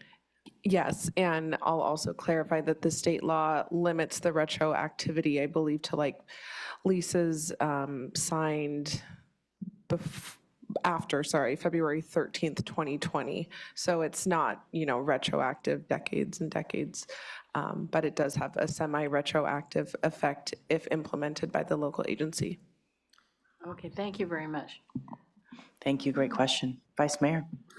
Yeah, jumping in on that, I just wanted to follow up to clarify if that's something that we could modify in the language tonight, or if we would have to do that as part of a broader update in the future. My recommendation would be to do that at a later time because of essentially the implementation of that would be a much bigger lift than what's before the council tonight in terms of outreach and potential legal consequences, and how does that factor into any, potential legal risk associated between, those who are parties to the lease. And so there's additional research and analysis that would need to be done by both community development and the city attorney's office. So it is something that we could explore, but I would not recommend adding it to our ordinance at this time. If we delay adding that language to our ordinance at this time, but do modify the other language, are we closing the door on the opportunity to have those folks receive retroactive rent control? Not to my knowledge, no. I think if at such time we, let's say, come back and update our own ordinance to essentially mirror the retroactivity that's allowed in state law, I don't think our delay in doing that would close the door to those people. So we can modify it as it stands tonight and come back. Is that something that we could give direction to come back in the near term? Or is that I know you're kind of implying that there might be a lot associated with it. I'm just trying to get an understanding of how big of a lift this is, if it's something we can do in the near term to bring some relief to folks who might have otherwise not been able to benefit from the rent control they should have had. I don't know in terms of timeline what the lift would look like. I would need to confer with community development and also my colleague who has worked closely on this. But definitely, like, the city attorney's office would need time to evaluate the legal risks posed by this. But if it is a priority to the council or a majority of the council, we could certainly work on that analysis and at least report back if it is something that legally is possible or implementable. Well, if there's interest from the majority of council this evening, I would be interested in getting a follow-up memo on the challenges and workload associated with that. Love to have Director Tway come up and add a little bit of input to this conversation as well. Yeah, I think what Assistant City Attorney has stated is probably the best path forward. I would absolutely hesitate to do that tonight. That's not what was noticed for this item and would potentially impact a different subset of folks than what this item is. And I do think that Community Development and the City Attorney's Office would need to get together and just understand what that would even look like, given that it would retroactively apply to decisions that people have already made. Perfect, thank you. As far as memo, absolutely, I would love to see that. I think this is, as we look at seniors and people who have lower incomes, that's typically who's living in a mobile home. And so if we can help people now, not now today, but if we can help people sooner than later, I would love to see that for their personal budgets, quite honestly. Councilmember Marks? Yes, I agree. A memo would make sense because before taking any action in this regard, I think we really need to know what we're up to. Also, we don't have any idea how many people or how many units or how many parks we're actually talking about because we don't have a rental registry yet. How are we supposed to know? So I think just a memo and, you know, when the time is right, if it can work and be fitted into your workload, I think it would be, we really need to have our eyes open in this regard. It may just be a handful of people because these mobile homes do turn over and they sell and then, you know, at any rate, I agree, a memo would make sense. So. Great, thank you. And absolutely, I'm glad you highlighted that point, is that there is turnover, and since 2020, there has already been turnover. We know from different claims and comments that have been brought to us at the city already. Deputy City Manager, do you want to add a little information about childcare? Yes, thank you, Mayor. We love the idea about a concierge for childcare centers in the city, and that's actually a part of what we're doing with our Business Navigator program and our Business Welcome program. So Mackenzie Taff, our Economic Development Analyst, has been working on this. We have two different checklists, one for a childcare center that would be located in a commercial space and one for an in-home center. So those checklists are almost done. We'll be posting those by next month, and that'll be a really important part of completing our task related to the Economic Development Strategic Plan as well. Thank you. I'm very excited about that. I was sharing quite a bit about that at the Cal Cities Week a couple weeks ago. With that, I don't see any more questions from my colleagues, so any public comment? No, we do not. Okay. Well, we are ready to move that forward then. Vice Mayor.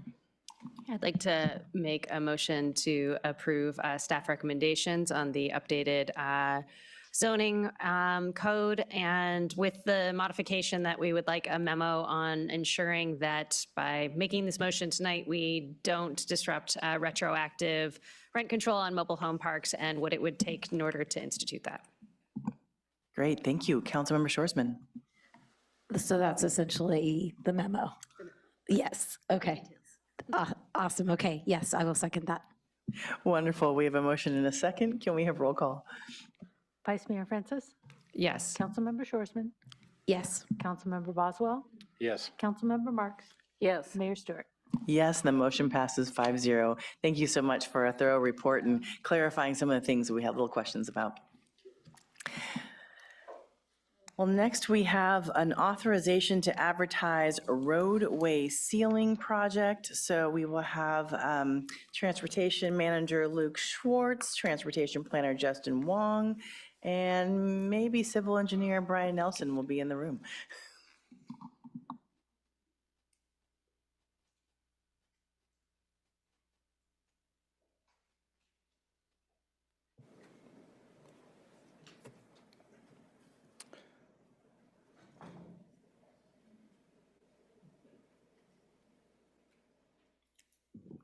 Pulling up the presentation right now.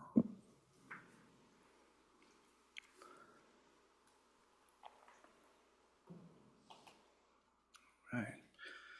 Good evening, Mayor and members of Council. I'm Brian Nelson, City Engineer in the Public Works and Utilities Department. I'm joined tonight by Luke Schwartz, Transportation Manager, and Justin Wong, Transportation Planner and Engineer. Before you tonight is the 2026 roadway sealing project. This item recommends Council's approval of the project design, as well as authorization to advertise and award the project if within available budget. This project is shown on slide 2. It's part of the city's ongoing pavement management program, which is designed to preserve and extend the life of the roadway network through timely, cost-effective maintenance. Treatments like slurry seal help protect the underlying pavement surface from water intrusion and deterioration, extending the service life of our streets and avoiding significantly higher costs later via full roadway reconstruction. This year's focus of the project is on pavement areas 2 and 3 as shown on the map, and that's in the southeastern portion of the city, with the specific roadways shown for slurry sealing in blue, and then some striping only streets, as well as the bid additive, which is Broad Street from Tank Farm to the southern city limits, if that segment is within the available budget. Just as important as pavement maintenance, these projects also include restriping of pavement markings, which helps improve visibility and clarity for roadway users. Next slide, please. This creates an opportunity to incorporate targeted traffic safety improvements in a cost-effective way, since when we're slurring, we're also replacing striping. As we refresh these markings, we can implement the adopted plans and policies, such as the active transportation plan, as well as the proposed actions in the Vision Zero Action Plan, which Council will receive a presentation on in a couple of weeks. Some of these opportunities include high-vis crosswalks, bike lane enhancements, or traffic calming measures. The focus of tonight's presentation will be on the specific traffic safety improvements and striping modifications, which Justin and Luke will discuss in more detail in the following slides. With that, I'll hand it off to Justin. Thanks. Thank you. So I want to start off with some background on the Mill Street Greenway. So this Mill Street Greenway between Choro and Pepper Street is identified in the Active Transportation Plan as a Tier 1 project. And this sees some use from transit vehicles and emergency response vehicles. There is a history of high speeds here and intersection conflicts at Mill and Toro and Mill and Morrow Street. And there was a temporary traffic circle installed here as part of a pilot project in 2024. So what's proposed here is we're planning to put in some greenway guide signage and pavement markings and various crosswalk visibility improvements, including striped bulb outs and additional crosswalk warning signs. We're also putting in an all-way stop at the Mill and Toro intersections, as well as a speed cushion pilot project. So just to reiterate, there is a concern of high vehicle speeds that exceed the adopted local standards. And typically on a street like this, where we have transit and emergency response, we don't find that speed humps are feasible. So we instead will use speed cushions. We want to try speed cushions where we have a wheel cut out for these larger vehicles to get through without being interrupted as much. So back in the 2024 project, we previously tried to install some asphalt speed cushions, but they were ultimately pulled due to constructability challenges in the field. So as a part of this project, we are planning to, we're proposing a pilot speed cushion project using preformed rubber bolt down materials. And this will be installed in a separate contract immediately after this paving project to allow for more flexibility for changes that might need to be made as we monitor the speed cushions.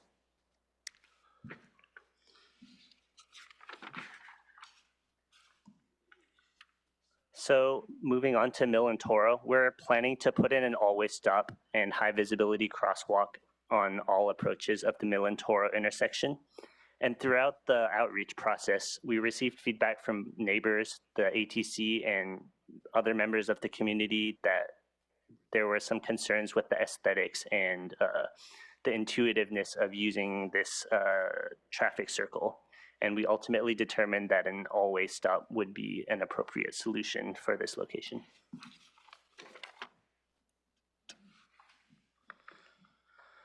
So pavement area 2 is highlighted in green, and it's generally the area that's surrounding the southern portion of Johnson Avenue. And we've got, we're doing a few things out on Augusta Street to help highlight that this is a school zone. So we're implementing some speed limit signs and some school warning signage. We're doing high visibility crosswalks, the ladder style ones, and striped bulb outs at Bishop Street. And we'll be doing some crosswalk daylighting along the path where people go to and from Sinsheimer Elementary School. And on top of that, we'll be doing 2 new speed cushions as part of the pilot project in the area between Laurel Lane and Sinsheimer Elementary School. On Sydney Street, we're proposing 1 speed cushion in between Johnson and Augusta Street, and this came in as a neighborhood traffic management request. So this diagram shows that the visibility of pedestrians is generally better when there are no parked cars directly against the intersection or a marked crosswalk. And it's currently already against state law to park within 20 feet of the intersection or crosswalk, but we'll be adding red curbs on certain intersections near Sinsheimer Elementary School, French Park, Islay Park, and other access to trail points to make this clear.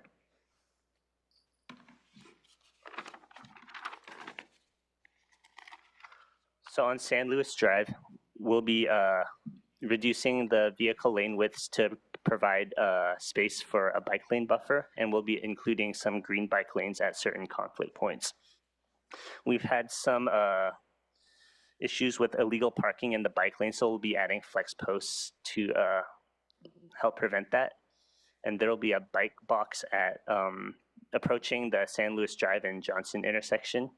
And we'll be also making some changes with how the bike lane interfaces with the right turn lane at the main San Luis Obispo High driveway, just to reduce right turn conflicts at that location.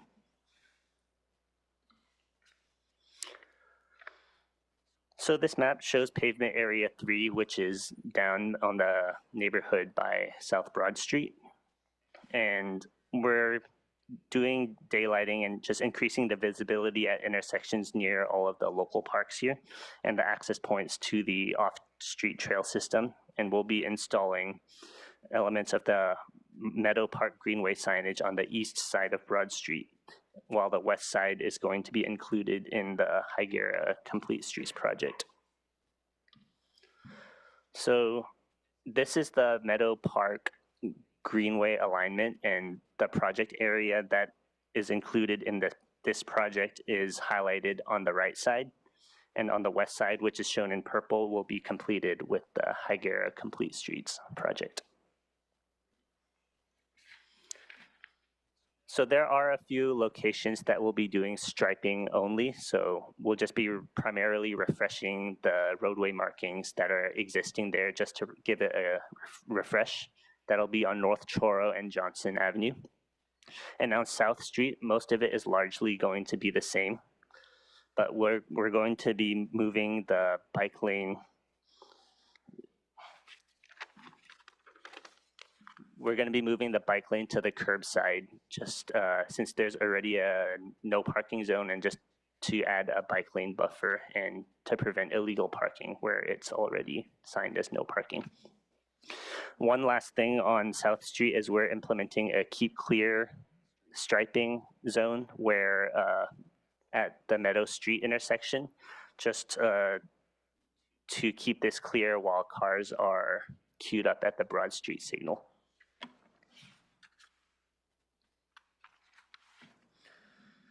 So this image here shows the Broad and Arrow Vista intersection, which is an additive alternative to this project. So to give some background, this street was redone this street was paved and restriped in 2018 and is due for resealing and restriping due to just for best practices. And we'll be adding some green bike lane markings through the conflict areas here. One thing I want to note is there is a history of severe left turn collisions coming out of Arrow Vista here. So we'll be addressing this by restricting left turns out of Aero Vista. And if this is not funded with the project, we still plan to make these changes, and instead of being funded through this project, it will be completed as a quick build through the city's traffic safety and Vision Zero program.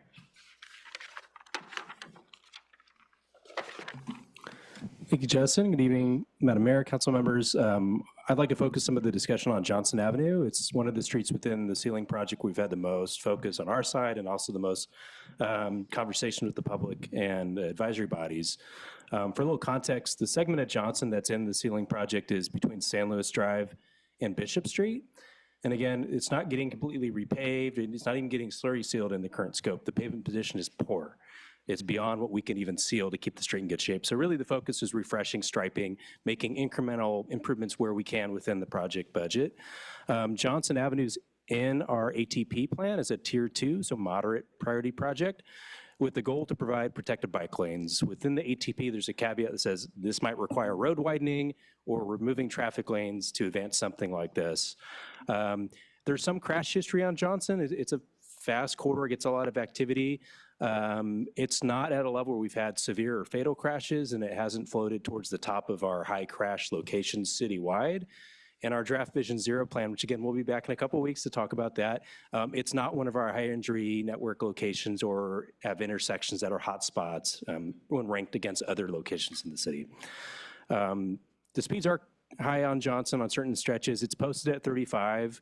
The prevailing speed along this stretch is just a bit above that. It gets faster when you get further south there and people start heading down the hill. You have less traffic signals stopping you. But these are all things that we're aware of and have focused on in evaluating plans for this with the project. Again, in looking at opportunities to improve safety, get speeds down, improve more separation between moving traffic and people on bikes or people on the sidewalks, we looked at, well, is there a feasibility to remove traffic lanes to do what we typically call a road diet in town?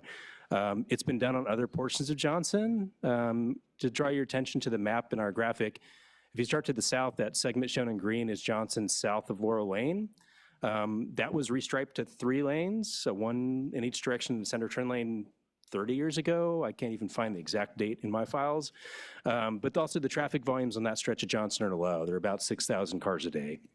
As you work your way north between Bishop Street and Laurel Lane, we advanced a road diet there, first as a pilot in 2019-ish, and then as a permanent project, I'm sorry, about 2021, 22, and then as a permanent project in 2023. And from all the metrics we've looked at, it's been successful. But I'll note, the stretch just north of Laurel, between there and Bishop, the volume's double compared to the stretch to the south of there. And then if we get to the segment we're talking about today between San Luis Drive and Bishop, the volumes increase another 50%, and you have a really close spacing of traffic signal, traffic signal, traffic signal. When you're looking at like an urban street, the traffic capacity is mostly constrained at what's happening at intersections, not just how many lanes between each intersection. You can move a lot of traffic on a 2-lane road if you're not stopping the traffic at signals or stop signs. So we look at, well, is a roundabout feasible? The volumes are kind of within the upper threshold of where they can work, but every corridor is a little unique. So we prepared a traffic operations analysis to try to see if this would be viable. Just for context, this is what the stretch of Johnson looks like right now with 2 lanes in each direction, a center turn lane and a bike lane in each side. We looked at, like, can we even make any of these tighter to try to get some additional buffer for the bike lanes or from the sidewalk? All the traffic lanes now and all the bike lanes are at the very minimum width that we can even support within our standards and best practices at the state and federal level. We looked at a full road diet. So what could this look like if you removed a lane of traffic in each direction? That could provide width to either add a really nice wide bike lane, maybe a protected lane, or could provide width for on-street parking on one or both sides. So there's some options from a traffic operations standpoint. These 2 variants basically give you the same results from a traffic flow standpoint. Then we said, well, what if there's kind of a hybrid approach where maybe you could remove a lane in one direction but keep 2 in the other? Does that reduce the amount of impacts on traffic or emergency response? So we looked at kind of a few different variants. In attachments to the staff report, you can see a focused traffic operations memo with detailed tables looking at intersection delays and level of service and queuing and travel times. I'm not going to read all those results one by one, but the main focus is you see a lot of red when you start removing traffic lanes.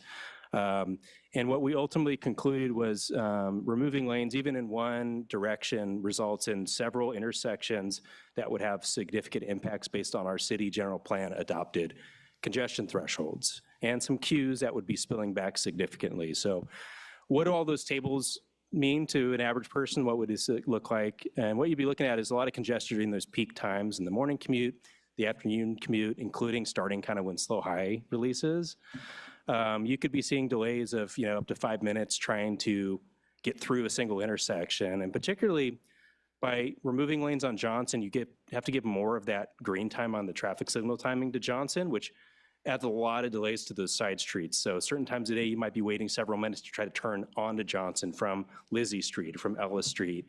You might see queues that spill back from one intersection to the next intersection upstream.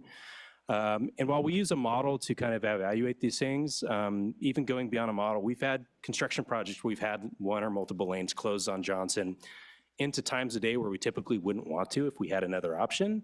And the traffic congestion can be pretty notable, and we'll get complaints day one when we have road work going on that backs it up trying to get into the high school or trying to get into town on your commutes. There's also some things that we feel like that modeling might even be kind of overly optimistic, in that when you get a corridor that's over capacity and traffic spilling back into upstream intersections, certain modeling tools don't fully capture that. So like if my delay from Ellis Street is backing into Lizzie Street, when I'm analyzing Lizzie Street, that model might not capture all of that additional queue kind of spilling back into it. So with that said, like traffic operations is just one of the kind of metrics and things we look at. We do see a policy conflict from just a traffic congestion side. But we also had some direct conversations with our emergency service providers because as you can see on the map on the right from CAL FIRE, the whole hillside on our WUI, our Wild Urban Land Interface on the east side of kind of Johnson and up into the neighborhoods above SLO High School are in our very high fire risk severity zones. And again, that's not just a hypothetical model. We've had fires up above the high school and know from our boots on the ground staff that they did have trouble flushing traffic out. There's limited access points, and a lot of that's going to be pushed south onto Johnson, kind of getting out of those neighborhoods. While we didn't have this at the time the staff report was published, we were able to coordinate with our consultants doing our citywide evacuation study, saying, can you do some high-level modeling runs just to see what this looks like?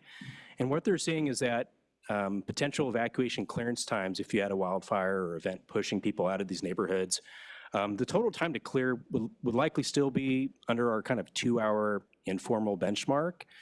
A road diet would likely increase that by about 20 minutes or so. And again, that is also a high-level model. It doesn't really have sensitivity to if you have traffic signals back to back to back. So this could be worse if we don't have a well-timed traffic signal timing plan, or if an emergency event happened at the same time of day as high school bell times or a commute.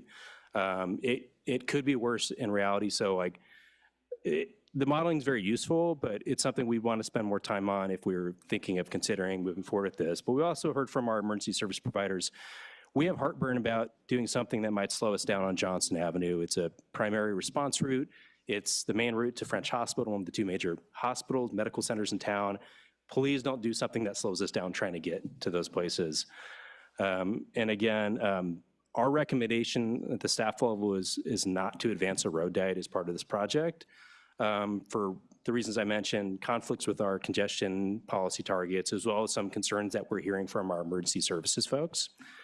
We do have a detailed alternative in the staff report, and I'm happy to get into more if council would like to discuss that further. That would say, what would it look like if the council majority wanted to still give this more thought and pursue something that involved removing traffic lanes on Johnson? I'm happy to get into that more. We received a few questions saying, well, what are you doing? And what can you do as much as you can within the framework of this project to improve safety and address some of these concerns? And what we have in the current plans are not just refreshing the striping, but there's a couple areas where we can squeeze in buffered bike lanes, including along where the Johnson goes underneath the railroad bridge. And then also kind of southbound between Fixellini and Bishop, where the center turn lane is already narrows down, and you've got some on-street shoulder where we can get a buffer going up that hillside on a bike on one side of the road as you approach Bishop Street. We're also recommending some green markings within intersection conflict areas and 2 radar speed feedback signs. We have some further to the south on Johnson where speeds were higher, just to give driver awareness, oh, I'm going a little faster than I thought I was, as well as adding more speed limit signs and some pavement markings that say like the zone, this is a 30-mile-an-hour zone. Just, it won't increase compliance 100%, but for the drivers that aren't trying to speed, it just gives you another cue of like, hey, maybe I'll pump the brakes a little bit. We also had some questions I want to make sure we can address as part of this presentation, as we were unable to get these out ahead of the meeting, that I can kind of walk through briefly. One was the question, what would the San Luis Drive and Johnson intersection look like if we were to pursue lane reductions on Johnson? We don't have that drawn perfectly, but the graphic on the board shows you the red areas would basically be traffic lanes that would be striped out and hatched away, so that if you've got one receiving lane on Johnson going southbound, you only got one lane leaving the San Luis Drive approach. And similarly, we'd probably still keep the northbound lane on Johnson that continues the San Luis Drive available, but it would just open up upstream, but not as far back as it does now. Another question was, do the current plans, how do they address speeding concerns, and do they implement any recommendations from our draft Vision Zero action plan? As I noted, Johnson's not on our high injury network. We don't have specific engineering recommendations in our action plan for Johnson. We have kind of typical preventative systematic safety improvements that we're doing, like speed feedback signs, increasing awareness of conflict areas, and driver awareness of speeds. So there are things that are in the current plan proposals that advance some of those recommendations. We had a question, can we get a little more detail into the crash history? We've had 26 crashes on Johnson the most recent 5-year period. No severe or fatal, no pedestrian crashes. We've had 2 bicycle crashes. I looked into the details on those. One was a cyclist coming down the hill that was right hooked at Lizzie. There's a combination of factors of a driver turning in front of them, as well as the bicyclist's brakes didn't work and weren't maintained. So it's kind of the worst case combination, coming down a hill and not being able to stop. And then we had one that was actually a scooter rider that was going the wrong direction going north in the southbound bike lane, where someone is turning right out of Lizzie Street from the hospital complex that just didn't see them because they were coming the opposite direction. Other crashes are kind of a mix of rear ends, side swipes, a broadside. We don't see a clear pattern on the corridor as a whole. Again, we haven't had severe crashes at any of those locations in recent history, thankfully. Another question was, if there was interest in deferring Johnson or moving it from the current project, how much cost savings would that result in? It would save about $300,000 from the current project budget. And again, we're not paving Johnson, it's mostly striping and traffic control that amounts to that cost. And can the striping last longer if we don't do this project at this time? The striping on Johnson's starting to get pretty faded. I'd say we still probably have to touch up a couple little spots, but I think we could probably defer it a year or maybe 2, but not much longer than that, until we need to get out and at least refresh what's out there. We've done quite a bit of public engagement on this project. Typically with these projects, we have a project website, news releases, opportunities for people to keep up to date on where the project's at. We also did direct mailers for any streets where we were proposing something with a substantive change, like Mill Street. On the neighborhoods, we're proposing traffic calming, and then as well as Sydney Street. And we also wanted to gauge that there was general neighborhood support for those traffic calming measures. And what we were seeing from ballots, informal ballots we sent out in that were returned, it was clear majority support of folks in those neighborhoods wanted to see the traffic calming come. So we know there's general support for these within the neighborhood. We also took this project to not just our active transportation committee, but our mass transportation committee or mass transit committee, I should say, to make sure they're aware of what was proposed.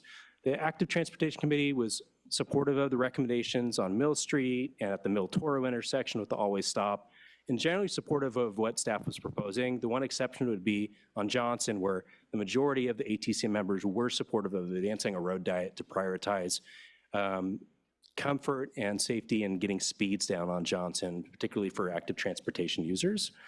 The MTC was generally supportive of the project, said keep prioritizing improvements to access and safety for pedestrians near bus stops with this and with future projects moving forward.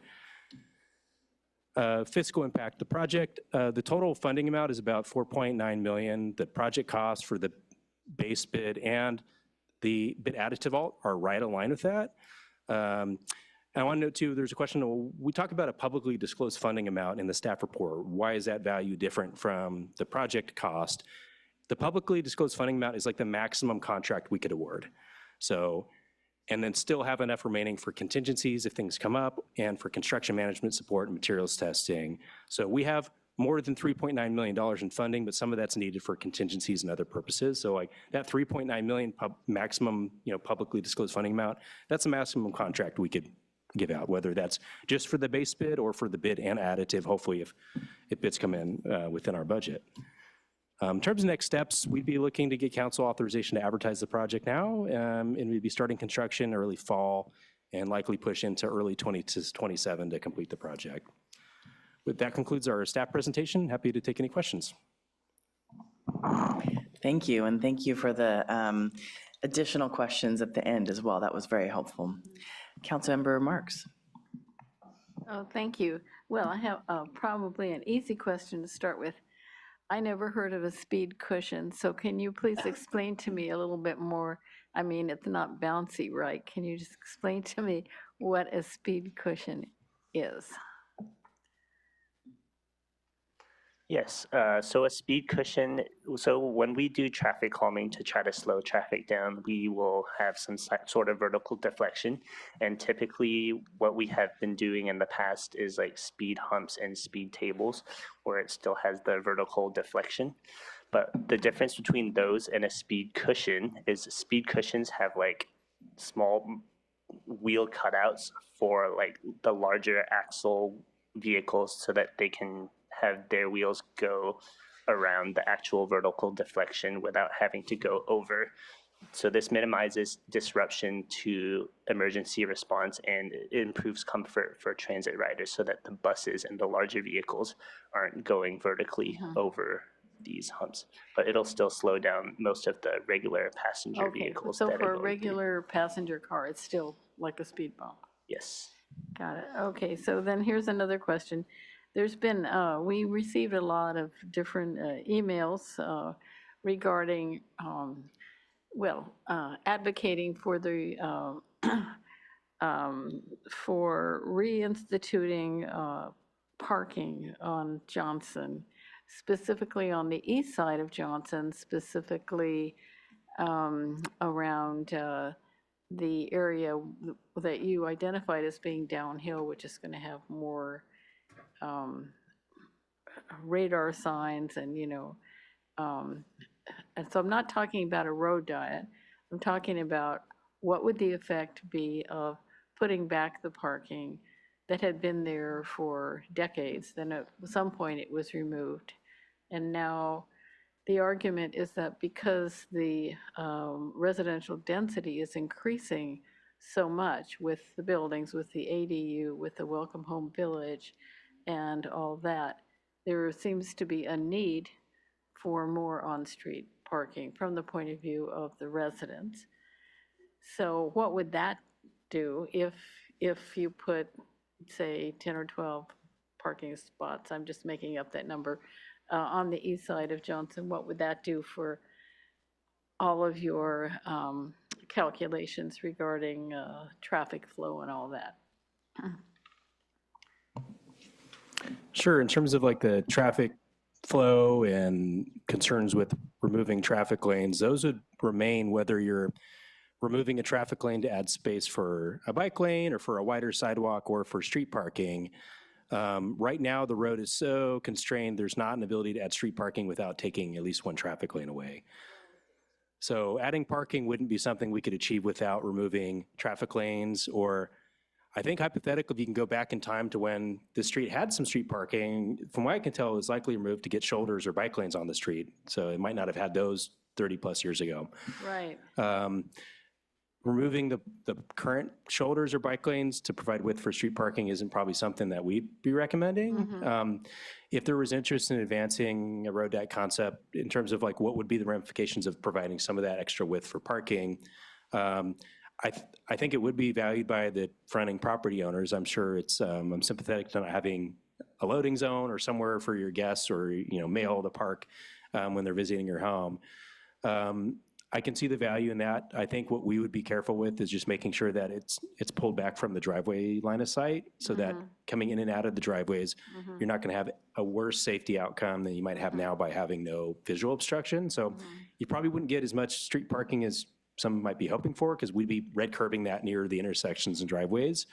I'd also be very careful to make sure that we have enough width from the bike lane that's on street and where people might be opening doors from those parked cars so that you don't have a situation where a driver opens a door into a cyclist coming down the hill and either hitting them or forcing them to swerve into to traffic. Yeah. So it's probably a spot where I'd be looking at doing something where we have like a bike buffer on both the traffic side of the bike lane and the parking side. We've had a couple spots in town where there's enough width. So there's trade-offs. I can see value for the property owners. I don't know if adding the parking would have a sizable safety benefit. I think if it's done right, it wouldn't necessarily make the street much less safe if it's done right. But it sounds to me like it couldn't be done without the road diet concept. That's correct. Okay, thank you. Thanks for clarifying that. Thank you. And then the daylighting rule didn't exist at that time too. Yeah. Councilmember Shorsman. Thank you. Thank you. All my questions are about Johnson. Not shocking to my colleagues. Can you talk a little bit about the data analysis on the traffic flow and what the peak time, the peak period timeframes are? Like, I know it's largely, since it's in front of going into the front of the high school, going northbound, that a lot of it is around school starting and ending. So are we talking about a half-hour time period where the traffic queuing doesn't meet our level of service? Are we talking about an hour? Are we talking about 10 minutes? Can you talk about the duration that those are evaluating? Sure.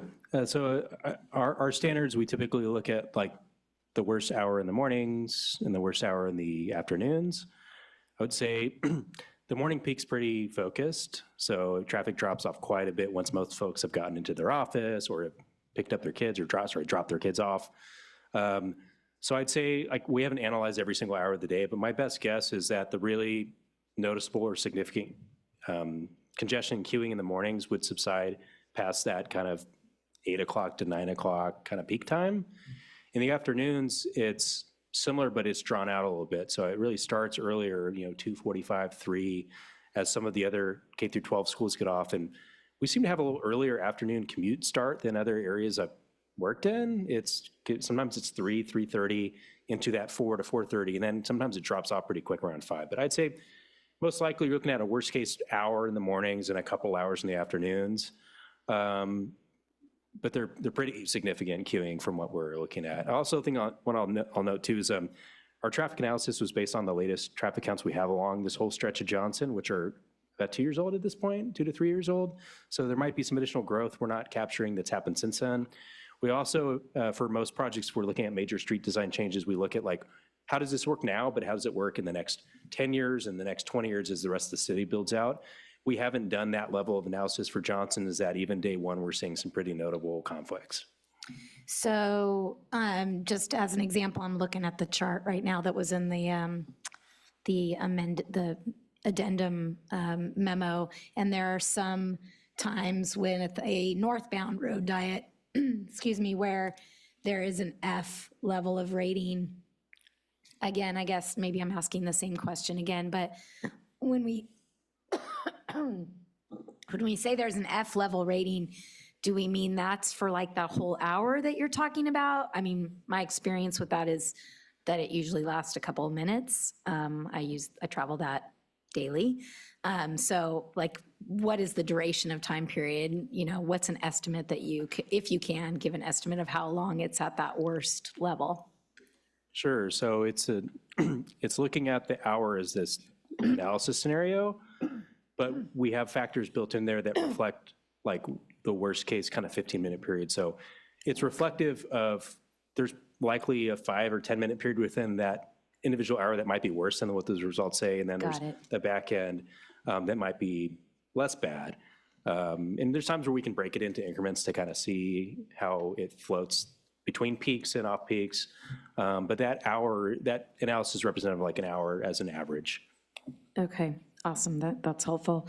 And then the data, the crash data, two bicycle accidents or crashes in the last 5 years. Where do we get that data? How is it reported to us? Is it based on responses by PD, or how do we gather that data? Yeah, so all of our crash data are based on collision reports that have been filed with the police department or from CHP, and that end up in our records if they were the responding entity. With that said, like there's going to be crashes that get missed if they don't get a collision report filed, and that is less likely when there's a real injury involved. But minor fender benders we'll see this sometimes more with like students as they pick up their bike and they take off again. Said I'm fine. So I'm sure there's some crashes we miss. I think hopefully we're not missing any really bad ones, but I'm sure there's data out there that isn't part of our package. And so we also rely on like community feedback and inputs, and we'll get emails every once in a while that says, my student got hit. I don't think they reported it, but I want you to know about this. We'll file this in our records. It doesn't end up as like a data point in these summaries, but it helps complete a little bit more of the picture for us at least. Yeah, I know of at least one bike student crash that went to the hospital, but probably is not reported because it wasn't represented in your explanations of what happened. So, and I suspect that a lot of students just get up and right away.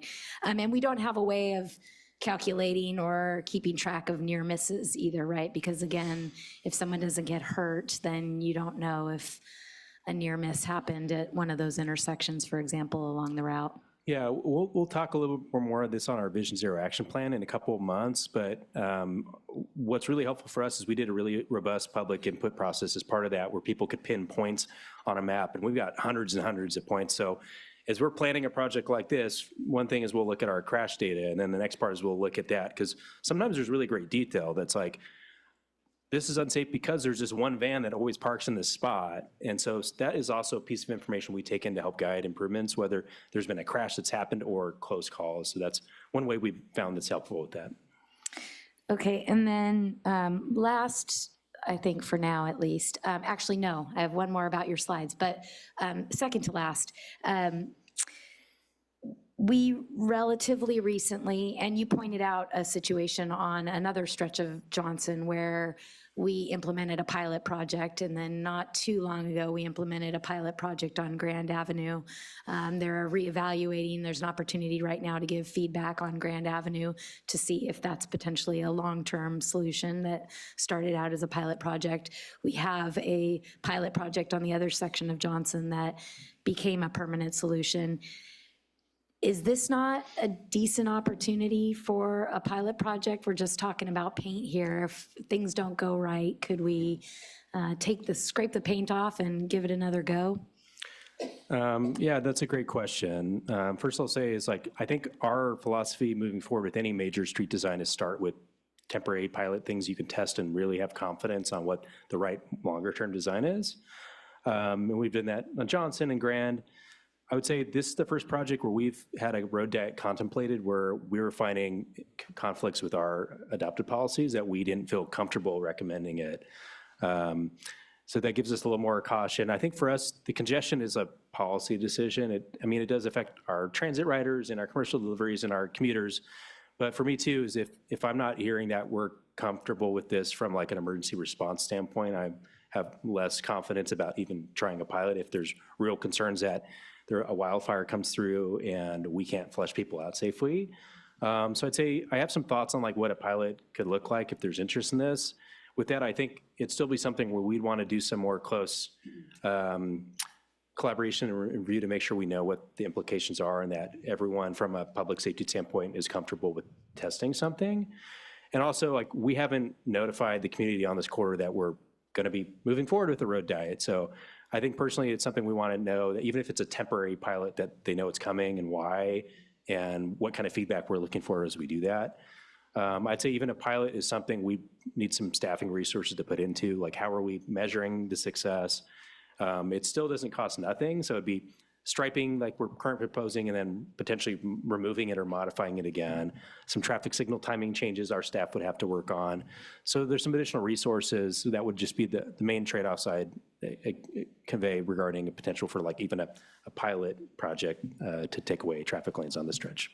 Okay, my last question, I promise, is back to the slide that I think it was my question from earlier today. So I appreciate you trying to incorporate it sort of on the fly. But the pictures of, or the design drawings of what it would look like with a road diet in either one direction, just removing one lane in either direction. Could you maybe, I think it was maybe one more slide, one way or the other? You were almost there. Is this the slide you're thinking of? No, like the overview of San Luis, the intersection of San Luis Drive and. Oh, got it. Just to try to like help visualize if we took a lane away in one direction or the other, like how would that look? So I was a little confused as to what you were trying to explain with the red lines here. Sure. So where you see the red, imagine that would just be striping that's like hatching out that lane. Like I don't think we'd be putting in like a raised median or something. But if we had one lane in each direction on Johnson, south of San Luis Drive, we currently have 2 lanes that turn left from San Luis Drive onto southbound Johnson. So we would need to remove one of those upstream, or else we'd have 2 lanes turning onto a street with only one receiving lane. Got it. Yeah, Okay. and then the other direction I was just trying to convey, like, we still think we would need that lane where it splits in one direction, continues left on Johnson under the railroad. The other single lane continues north onto San Luis Drive, like that would still need to remain. Just where it opens up from 1 lane to 2 is something that we'd have to convey a little more detail. Okay. And right now, just with looking at this picture, not what you were trying to depict here, but northbound, it shows a little bit of a buffered bike lane just past the crosswalk there. Is there a buffered bike lane there Not right now. now? I didn't think so. That would be proposed with the project. So we get Okay. a little more width to work with once that lane splits off towards San Luis Drive and we go along the curve, where we've also seen some crashes with people coming in that corner too hot. So one of the recommendations that we can do, even without removing traffic lanes, is striping that buffer. And then we have width as you go down underneath the rail bridge to keep a buffered bike lane to at least get a little more separation, hopefully slow down speeds coming down that hill as you start heading into downtown. Yeah, that is definitely a not comfortable place to ride a bike down that steep hill Yeah, with so that- fast-moving traffic. We can do without removing any traffic lanes. Okay. All right, I'll let my colleagues have at it. Thank you. Thank you. Councilmember Boswell. Thank you. Just first question is on the speed cushion pilot. I'm just sort of curious are we going to institute some sort of monitoring program, and how long would we take to evaluate before we decided whether to keep or go to a different solution? Yeah, so as Justin mentioned, we tried these about 2 years ago, building them in asphalt. And there's great standard plans other cities have used. What we found is you really have to get the shapes really perfect, and our contractors were having trouble. And so we put them in, and they didn't slow traffic at all. I could go through with my small SUV, and it didn't slow me at all. So we said, well, take those out. They're not working. Let's have more flexibility to fine tune and get our shapes right so that they work for controlling speeds and work for our fire trucks and our buses. And so our approach right now is we're actually going to advance 2 cushions on Mill Street east of this slurry project, where it was already slurry sealed and striped a couple of years ago when we tried the asphalt, just in those same spots, putting out our speed detecting equipment before the cushions go in, and then directly afterwards, and then also having conversations with our transit operators and our fire department, like in ambulance companies, like, is this working for you? While also slowing down everybody but you. We'd like to have that feedback, and one of the reasons Justin mentioned, we're recommending doing that with prefabricated bolt-down cushions that have the same shape every time, but hoping to work with a local contractor outside of a large paving project where that might be a sub-consultant that's in the valley or somewhere outside of town. So we can say, put this in based on our spec. Oh, it's not working. Put these a little closer together, or move them a little bit this way, and try to hone in and have a design we're really comfortable with those 2 on Mill, with the intent that over those coming months, that could happen over the coming months into the summer. And then we're ready with the spec that works and we know is effective to come in with the rest of the cushions on Mill, the 2 on Augusta, and the 1 on Sydney as soon as this slurry project's complete. Okay, so that's the value of the bolt down, is we can move them. You can move them if you have a sewer line or a lateral placement, you can pop them out. Unfortunately, they're not that much more cost effective than asphalt. Between equipment and labor, it's about the same, but you can pop them up and move them around if you need to, which is a huge benefit. Great. I think it's on, and my notes say I've got it on page 265 of whatever my version of the staff report, the PDF. This is regarding discussions about how to better facilitate bike ped activity along the Johnson corridor, particularly associated with the high school and high school students. There's a discussion there about the informal agreement with the Flora Fixellini connection with the county. What is the status of that informal agreement? How informal versus formal is it? Yeah, that's a good question. I actually have some timely updates too. So for decades, probably longer than I've been to ride, there was a goat path kind of through the county's property between Fixellini and Flora down the hill, and people would walk and bike to and from the high school to stay off Johnson. With the county's recent probation building, as they started developing plans for that, we started seeing word and said, well, you're kind of blocking that off. Like, what are you doing to fix that? We have this planned shared use path through that connection. And the county agreed for now to say, well, we're not going to stop people from getting through. They're just going to have to take a slightly different route. Okay. We won't trespass them, but we have no formal easement or legal agreement saying the public can use that. It's more of kind of an informal agreement from the county. Although their approval, their environmental approval of their probation building said, phase 2 of this master plan needs to include this path and accommodate this. Phase 1 allows continue to not block people from cutting through. And we had a recent conversation with the county that sounded like they might have some interest in exploring negotiations to maybe dedicate the right-of-way for that path sooner.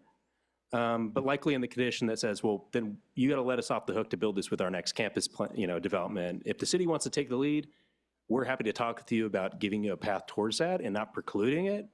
But that means you might be taking the lead in building this. So no formal negotiations. No, we don't have engineering drawings for what it looks like or what it might cost, but there might be at least a path towards some kind of mutual agreement, at least controlling our own destiny on right of way. But that's really the long-term picture, is like, get people off of Johnson where you can, if they're on foot or on bike. And that might be best explored as part of a separate, safe routes focused planning effort for both that and how do you get that last leg into the campus. There's kind of a steep, semi-paved trail. Yeah, it's but steep. I can see value in getting people the ability to ramp up off of San Luis Drive as you come down the hill too, and just avoid that whole campus entry if you can, as you're coming into campus on a bike or on foot. So I've spent a lot of time out there watching traffic. I think that Fixellini to Flora connection's huge, and the overall safety and kind of long-term plan for this. So just needs to be something that comes to the top of that priority list when we're putting our money into different projects. Okay. In terms of lane width on Johnson, I was trying to read the plans. It seems like we're in the 10 to 11.5 feet range. Have we gone as far as we can in reducing lane widths on that section of Johnson? Yeah, we've actually even had staff go out and just double check everything with a laser. Through this stretch we've been talking about, they're almost all exclusively exactly 10 foot. A couple of points where they're even a tiny bit less than that. That's about the narrowest we can go on an arterial street. Even that is not super comfortable for transit drivers, emergency response. It's real tight. And then also the bike lanes are 5 feet. That's our absolute minimum width. The stretch where you might have a little bit wider lanes are the stretches we're already showing adding bike buffers and squeezing the traffic lanes down narrower. But the bulk of that stretch between San Luis Drive and Bishop's kind of absolute narrowest. Like, I wouldn't feel confident going to like a 9-foot lane on a street like this. Okay, thank you. One more question, similar question on South Street. But the issue here is, it was interesting to hear you mention that there's a couple of places where we're going to, we've got some space to add a buffer, move the bike lane in a little closer to the curb and add a buffer, which is it was always odd to me the way we struck it when we first did the lane reductions on South Street. But I was listening to your description and looking back at the plan set for it. It seemed like there's some other places where it still looks like there is space to the right that is not on-street parking space or even marked as no parking, where there wasn't. Are we going to sort of Are you just looking to maximize every opportunity where we could push the bike lane in and put a buffer? Or are there some areas that for some reason we would sort of want to maintain that current still configuration where there's the extra spaces to the right in effect versus the left? Yeah, so on South Street, it's primarily on the south side of the road, the eastbound direction. Yeah. That most of that is no parking allowed. And again, it was Caltrans striped it before they handed the road 227 off to us. And yeah, for some reason they left what looks like a parking lane on their side and put the bikes close to traffic. So that's where we're saying, where there's no parking already allowed, like let's make that super clear and give a little more separation by striping the buffer on the left side and put the bike lane to the curb side. Where you see that shift back out is primarily on like an intersection approach where we dash it and you want drivers to like kind of merge into the bike lane, yielding the bikes before they make a turn.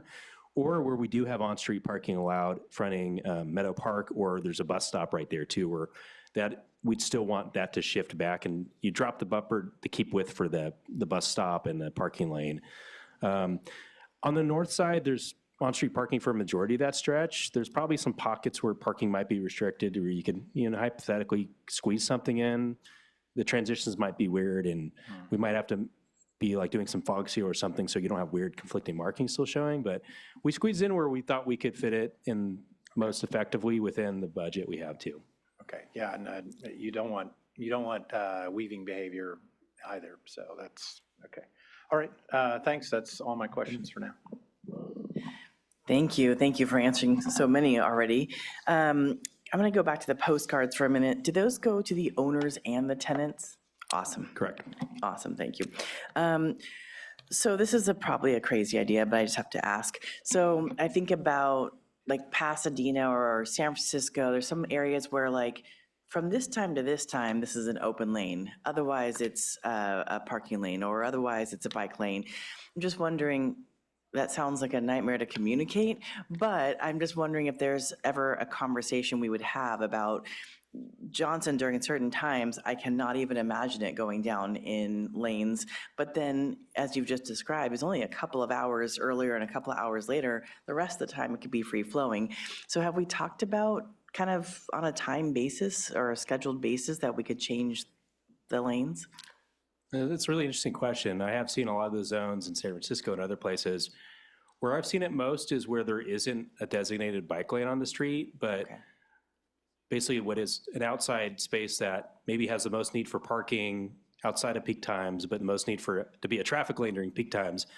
And I've seen those work. It takes a lot of driver awareness. And I'm sure their towing companies are on call and ready every morning to kind of get people out of the way if they're not listening. I don't know if I've seen it used where you also have a bike lane. I'm sure it's been done. My concern would be just in terms of risk and liability for the road user, but for the city too. If you had off-peak time in the middle of the night, but you happen to have a cyclist going to work and there's a car in the lane and there's forced to swerve on a higher speed road. So I think it's an interesting concept, and you're going to see some of that on like 101 South with the part-time managed lane that SlowCog and Caltrans are working on. I don't know if it's something we thought a lot about on Johnson. If there was no bike lane, maybe there'd be some more potential to do kind of a part-time parking lane, part-time traffic lane. If we're keeping a bike lane on street, I don't know that I could see something that works real effectively.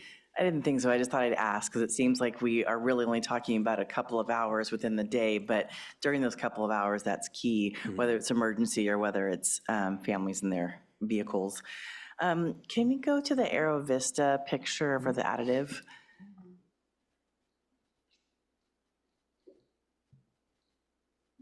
Thank you. Totally hear you on the accidents there, and it's very scary to go out of the left, but, so that means that people that are going to the medical businesses, restaurants, et cetera, are coming around into the airport to then turn around and take a left? You've got two options, and I'll note too, this was a recommendation we've already been working on even before we confirmed that Broad would be part of the scope of this. And I've also already discussed with our fire department and police to say, would this create any issues with you being able to navigate this? It actually was likely to be a condition of approval for a development on Aero Vista that would be adding more traffic to it. It just hasn't moved forward yet. And the issue we're seeing is people just trying to make that left out of Aero Vista and trying to judge gaps in multiple lanes of 50-mile-an-hour traffic. We've had 2 fatal crashes in the last 3 or 4 years from that. Yeah. But there needs to be an option to get out. And what the options would be, and I'll note too, before we would make any of these changes, we'd be doing mailers and communications to all the properties on the street so they know what's coming, but also what their options are. You've got two real options. One is you could navigate out to the on Arrow to where Arrow Vista connects to Arrow and come out at the signal. Or what I expect more people will likely do is make a right turn, and then you can do a U-turn at that Arrow signal too. We've analyzed, does that shift create any operational issues at the Arrow signal or safety concerns? And we've looked at that, it works fine. Okay. So you've got two options, but we'd really like to eliminate that turn out. Okay. We can keep the turn in, we can keep right turns in and out, it's just that left turn out that's been problematic. Yeah. Our general plan and our safety plan recommend in the long term like a continuous raised median along this whole stretch where it's only open at spots you want left turns to happen. Yeah. So this is likely something that would materialize at some point in time. We think with the recent fatal crashes, like now's the time to take action. Makes perfect sense. I just was trying to picture how that works. So thank you so much for that clarification. And then lastly, I may have missed this in the report, so I'm sorry if I have.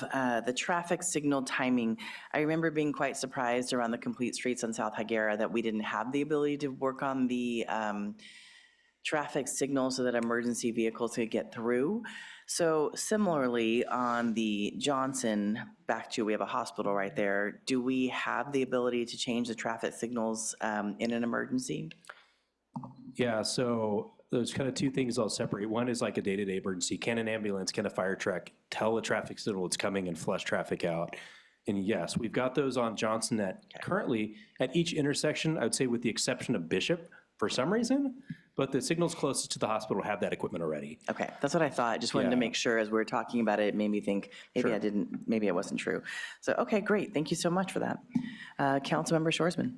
Sorry, one last question. You had offered to talk about alternative number 2 a little bit more if we wanted to, and I would like to hear what the pluses and minuses, I guess, and especially what the ramifications might be in terms of trade-offs if the council decided to favor alternative 2 and put a little bit more energy into a sooner implementation of more actions on Johnson Avenue. Sure. As alternative 2 is described, that would be deferring Johnson from this current project. If there's interest in further exploring a road diet, I don't think it's something we can do and still keep this project on track and have Johnson be part of the scope of the ceiling project. The major trade-off is there's more technical studies and coordination we would need to do, not just with the community and the folks that live on Johnson, but with our fire department, our emergency service providers, and making sure we fully understand the real ramifications and trade-offs of this. That's stuff that will take time. I think it would take us at least a year to have a really firm grasp on that to come back with even like a well-crafted pilot project. And we struggle to come back with something if we're hearing from our emergency service providers that this is a real concern for us that we could confidently recommend. Obviously, we'll take recommendations from the council with whatever you'd like to pursue. The other trade-offs in terms of workload, if there was interest in prioritizing that to happen any sooner, we'd have to look, and the other things we're working on over this next year are, Higuera Complete Street's gonna be in construction, like we can't really not work on that. Yeah. It's Foothill corridor planning, it's South Broad Street corridor planning, it's Grand Avenue guiding the beyond the pilot project, and it's implementing our Vision Zero action plan. So we would need to defer, kind of take resources off of one of those if we want to really focus on this. So that would be the main trade-off, is just some time to better understand what this looks like, make sure the community knows that we're considering it before we could come back with you with a firm, pilot project or whatever that form of next steps would look like. So let me just make sure I understand. So the way it's written in alternative 2, taking an extra year to 18 months would not necessarily require a trade-off on some of those other projects. It would only be a trade-off on some of those other projects if we wanted to push it through quicker. Did I hear that Yeah, correctly? and I'll clarify. So like, if there's interest in pushing it through quicker, we would need to pause on one of those other projects. Yeah, okay. This is not like an insignificant work effort, and if we have funds where we can have some consultant support on some things that might really reduce the burden on staff, I don't think it would cause a complete standstill in any of those project activities, but I I wouldn't be accurate if I said it would have zero, I know there's zero consequence. It might add some friction on other things that we're doing. But I wouldn't say it like pushes those out a year more than they would otherwise be on schedule. But there'd be some Short-term friction. Yeah, okay. And with the Higuera Complete Streets project, you all did that full analysis with fire and law enforcement to make sure that, because it seems like we're doing a lot more, we have a lot more proposed in terms of vertical, curbs and things that would interfere with emergency vehicles on South Higuera than we're even talking about really on Johnson. We're just talking about, at least if the designs that you have, rough designs or any indication, that's just all paint and maybe some flex posts. So I just want to, I guess my question is, did we do as much analysis on Higuera in terms of safety vehicles as we're talking about doing here on Johnson? I think the concept of a road diet on Johnson with no vertical obstructions maybe reduces some of the concern about day-to-day emergency response in that you still have as much width to clear to the curbside and get out of the way. And the center lane. Yeah, with that said, it's not zero. Like, people don't always know what they're doing when they see those lights and sirens, and they maybe go to the left or stay in the turn lane and don't get out of the way. And if it's a certain time of day where it's backed up, like, you're just gonna have some more residual kind of delays. So maybe it's not catastrophic delays for emergency response, but it's probably not zero, and it's gonna be worse than it is now. By how much is difficult to measure. I think I have more heartburn about some of the evacuation concerns, and that it's difficult to flush all that out. And like, we were having this conversation with Higuera and even with Tank Farm, with the road data and Tank Farm, and was highlighting is like, these bottlenecks are at the signals. With Higuera, the stretch where we're reducing lanes doesn't have a bunch of signals. And I was like, well, this would actually move a lot of traffic if you're not getting stopped very frequently. Where this is kind of the opposite, where in this case, I have worries that the modeling's not, is overly optimistic, because the model for evacuation analysis doesn't know if there's a signal there or if it's just a road with 2 lanes and nothing. So, well, you have the ability to have some custom signal timing plans that if your communications are working, you get a call, there's a fire coming, can you turn on these plans? You can help flush some of that traffic out and everything works as intended. It's not perfect, and it's still gonna be less capacity during an emergency event than having more traffic lanes. So this is one where it's probably the evacuation concerns that gives me a little more heartburn from the public safety side than just getting places and disrupting day-to-day emergency response. But even on that, I would expect there to be some additional delays in what we see now. Okay, thank you so much. I appreciate all that. Thank you, Vice Mayor.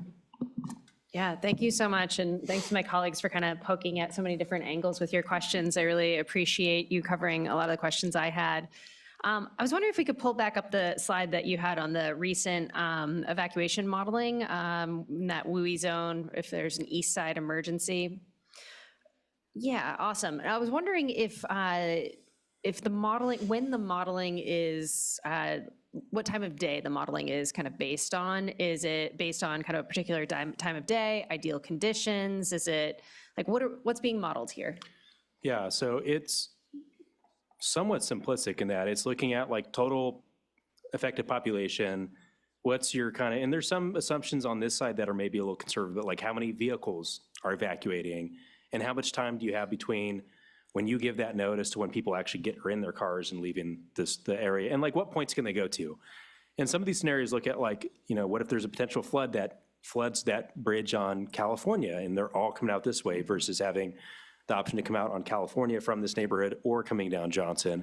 I'd say what the model's not sensitive to is like how detailed your intersections are operating and also like what time of day this happens at. So if this happens in the middle of the night and people are awake and ready to get in their cars, like this could be maybe overly pessimistic, but if it happens at 3 o'clock and the high school's getting out and you've got your commute traffic, it could be much worse than this.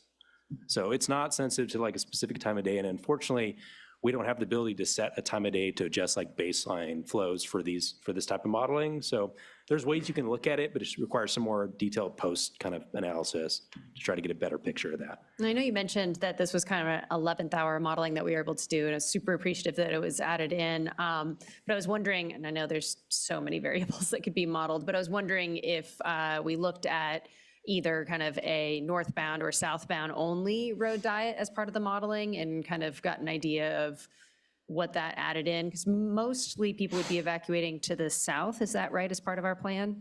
Yeah, that's right. And I think, well, we looked at the traffic, the day-to-day traffic operations, we looked at a kind of hybrid of what if you just have two northbound lanes, what if you have two south, and they're both kind of bad for like day-to-day traffic flows.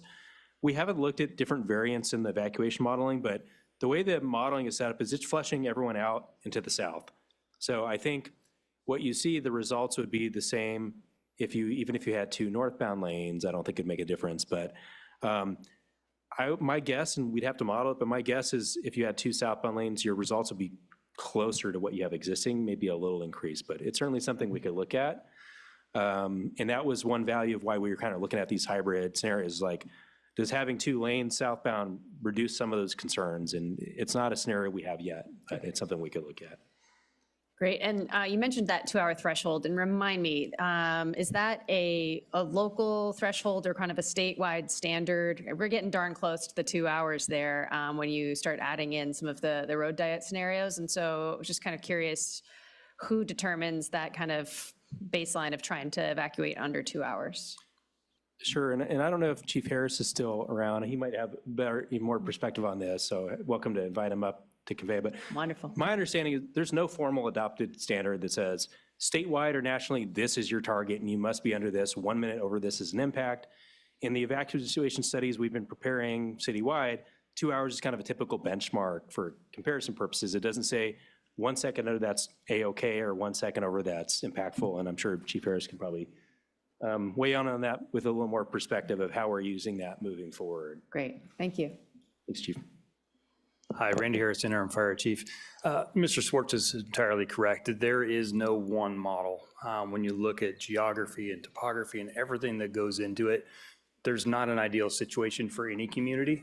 What I can say is this is an absolutely critical area, especially because of French Hospital, the amount of emergency response both to and from there.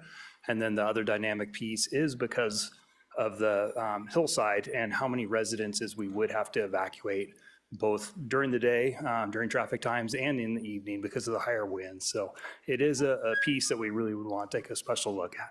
And perhaps not a fair question because I didn't ask it in advance, so I don't know if the data is top of mind, but you mentioned that we had some concerning evacuation times during the last fire emergency in that area, and I was wondering if we had data on how long that took to evacuate that zone. I really don't. I don't have all the dynamics of when they activated that. It's one of those things that's really hard to capture because we're so focused on the emergency that there's no like dispatch point or anything to go back reflectively and measure that. So it's really a tough one. Yeah, fair enough. Thank you. I appreciate it. Great. Thank you to all my colleagues for the good questions, and thank you to staff for being able to answer questions that you really can't have all the answers to. So thank you for that. Any public comment? Yes, we have one speaker, Garrett Otto. Thank you.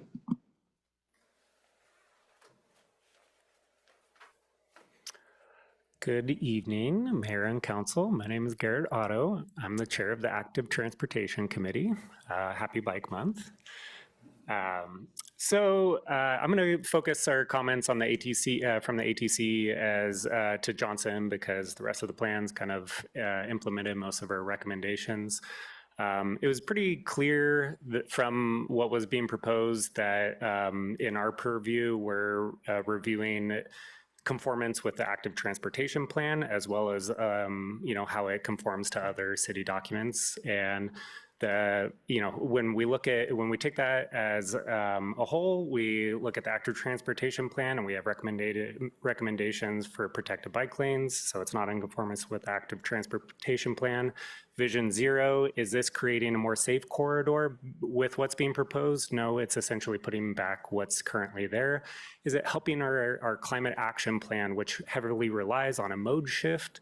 And is this going to help people feel more comfortable riding on it? Absolutely not. So, I mean, there's all sorts of reasons that we decided to say we don't recommend going forward with what's being proposed. We recommend that there is more consideration for a pilot project to reduce the number of travel lanes and get some real world data. We have models that are just guessing, as you've heard. We can't predict it. Let's put out some new, different way of configuring it. And what we might see is the fact that so many people are going to the school in the morning is because their parents are not comfortable sending their kids to get to school on bike. And so you might see a good level of mode shift if you gave them a safe and comfortable spot. But we're right now assuming that that mode shift doesn't happen from the fact that, okay, yeah, we're gonna keep growing. But of course, if we keep growing and keep trying to make our level of service for vehicles as fast as possible, yeah, people aren't going to choose a different mode of transportation, especially when it feels like you might be sending your kid out to potentially not come home that day.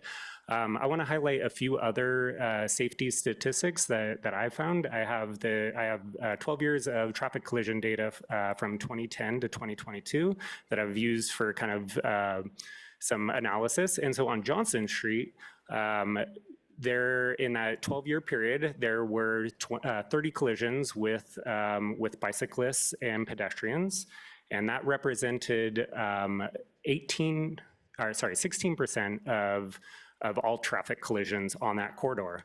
Meanwhile, the number of people biking and walking only represent less than 2%.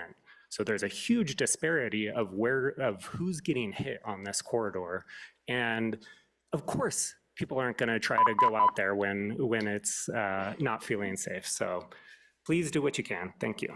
Thank you. The only commenter, right? Yes, that's Okay, great, thank you. Councilmember Shorsman. Yeah, I'm going to kick this off. So I just want to commend staff, commend the ATC. Thank you for the really hard work that you've all done on this. I attended the ATC meeting quite a while ago now when this was discussed, and just really appreciate both the ATC and staff really listening to the residents. It was a packed house that night. There were a lot of people there interested in talking about Mill Street. There were a few people there, I think, if I'm remembering correctly, interested in talking about Sydney Street, where we've had some agenda correspondence over the last day or two. And there were some people there to talk about Johnson Avenue. I think, as Garrett said, most of the recommendations are pretty straightforward. I'm happy to support, and again, grateful to staff for listening to the community members on Mill Street who really do not like that traffic circle. I drive through it all the time. I do think that it does function, but if it will function better as a crosswalk, a four-way crosswalk and stop signs, then let's give the neighborhood what they want. It's an easy enough one to do. Also really grateful that there's another opportunity to make the Aero Vista changes if the bids come in too high on this one, because it's pretty sketchy to make a left-hand turn in a car, let alone don't even think about a bike making a left-hand turn there. There's just too many lanes of traffic to cross. So I'm glad we have a few alternatives for taking care of that. I would love for us to consider taking another look at Johnson. I walked in here tonight, I'm going to be honest, I walked in here tonight wanting to advocate for a pilot project right now because we've done it before on other corridors. It seems like we could do it here. It's just some paint, not putting in any vertical barriers that might inhibit our emergency vehicles. But I understand that we really probably should do some more community outreach on this if we're gonna really make some changes to that roadway. And it would be good to do a better analysis on the emergency vehicle impacts. So I would be okay with not pursuing quite as aggressively a pilot project right now, but I do really want us to look at this a little bit more. There are lots of kids. It's a safe route to school. I've had near misses on that I haven't reported. I've had scary instances going down that street with cars trying to either turn in or out of the side streets on my bike, and it doesn't feel safe. So I can imagine why my neighbor has had two high schoolers. I live just on the other side of the hill from the high school on Johnson, and they all drive their cars to school while my son bikes to school through the Fixellini-Flora bypass behind the health department. I see a lot of bikes going through there. So I know that is an alternative, but I don't think that that's as good of an alternative for those that are coming from other parts of town. If they're coming from my neighborhood, yes, but not many others. So I would really like to see us look at that a little bit more. And I just think our data is not because staff have any better access to data and are keeping it from us or anything like that. I think you guys are reporting the data that you receive.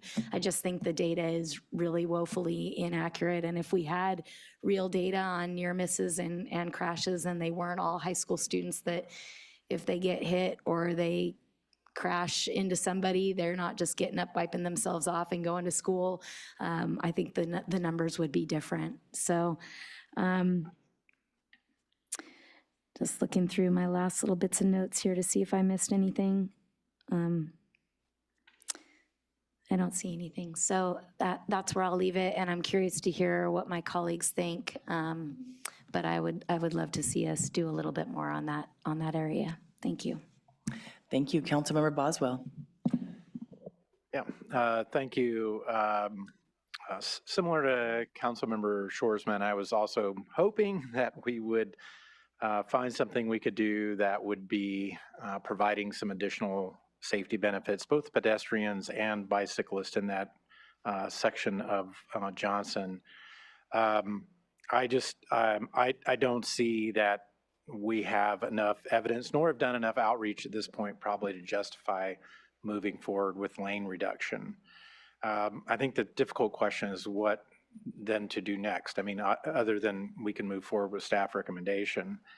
I'm very aware it's a tier 2 project and that we have quite a few tier 1 projects we still have not completed. And I definitely don't want to distract staff from those tier 1 projects. I think I'm thinking a couple things, and this is sort of future thinking, but one is that in the next financial plan might be the appropriate time to have some discussions about how we're prioritizing both the remainder of our tier 1 projects and our tier 2 projects. I mean, it's interesting that this one is a tier 2. I understand partly because of the data on injuries and crashes, but it's also obviously right next to the high school, which probably puts it in a tier 1.5 in my mind. But the other is the Flora Fixellini Neighborhood Greenway. You know, maybe it's time to move a little faster on that solution as an alternative, because frankly, regardless of what we would do on Johnson, this would be if we design this right, this would be a superior alternative for folks on the north side of the street, and then even integrating, or excuse me, on the east side of the street, and even integrating for folks on the west side to be able to cross and then use the greenway as well. So I'm almost thinking like that might be the thing we would want to put the effort into even before we address a tier 2 project on that section of Johnson. So I guess that's kind of where I am. I mean, otherwise, the rest of the plan, I'm happy to support staff recommendation on all the other streets. I think Johnson was the only one I was sort of really having some difficulty sort of deciding what was our best path forward. Yeah, thank you. Thank you. Vice Mayor. Oh, okay. A little bit of heartburn on this one. I have a kid who bikes to school. One of my best friends has a son who is one of the statistics you mentioned earlier, who ended up with a broken arm after getting a right hook.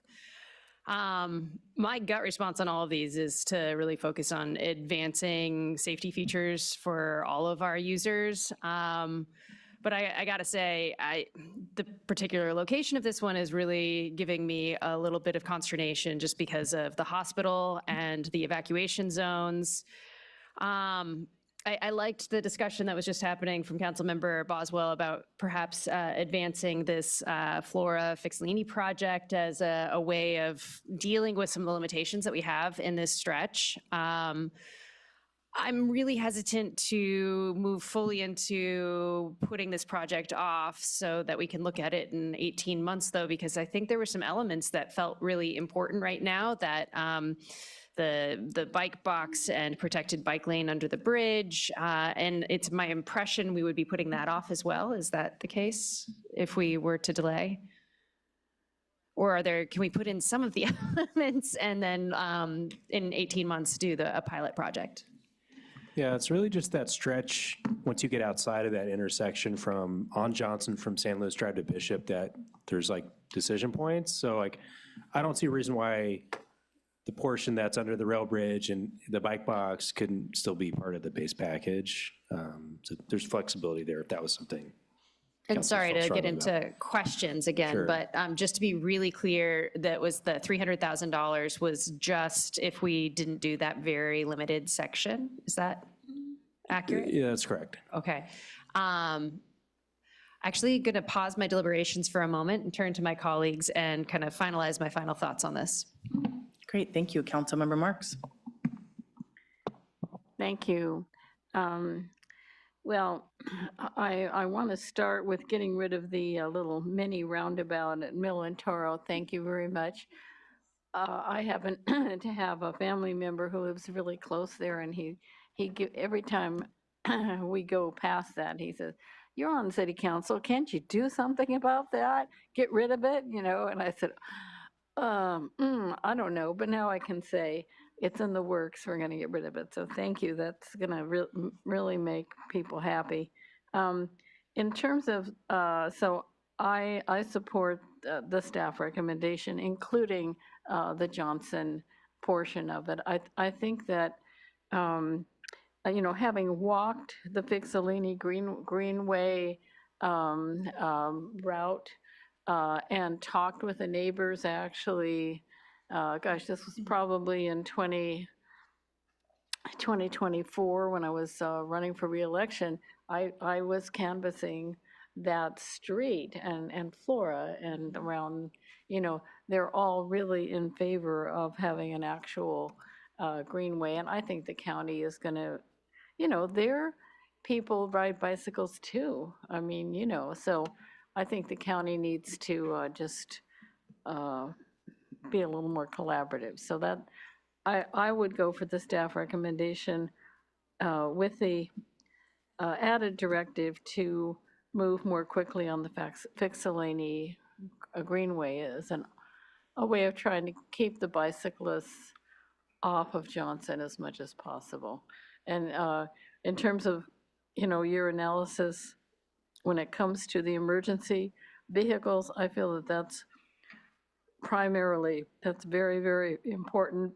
And I understand why we can't have more parking on the east side as the residents wish. So that's kind of where I stand. I'm going to support the staff recommendation.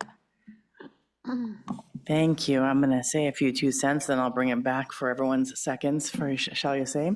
Yeah, very much agree. Councilmember Marks, the Mill Street, thank you very much. A full stop will be great versus I go that way often on bike and on car, and thank you. I also would love to see that underpass, the railroad on Johnson, be able to be a little bit slower for traffic and a little bit wider for cyclists. I think that would be ideal. It's a very concerning part from many different angles when you're coming out. So I would think that would be great. When it comes to the Fixellini conversation, I think it just keeps bringing to my mind kind of what I've been struggling with this whole space. I remember having this conversation quite a few years ago around Johnson when I thought that the road diet was not going to end at Bishop. And I'm pretty sure you might remember my face from my thoughts on that. And I wasn't really keen due to the amount of traffic queuing we already have when it comes to the high school. On one hand, I hear what people are saying around we need to make it safer for students to get to school on their bikes, 100%. It is also the only high school we have for the entire city. So there's just not that capacity for some people to come from Los Osos Valley Road on a bike. I know it's possible, people do it, but on a regular basis, that's not realistic, especially dealing with people's schedules and work schedules. And so I want to be realistic with where we're at. I also am concerned around emergency vehicles. We saw with Lizzie, we saw the Lizzie fire, we saw the evacuation needs. And to me, even adding almost 20 minutes in a fire, that sounds like we could have a lot more danger and a lot more injury and a lot more fatalities. And that is something that concerns me. So I want to make sure we're taking care of that.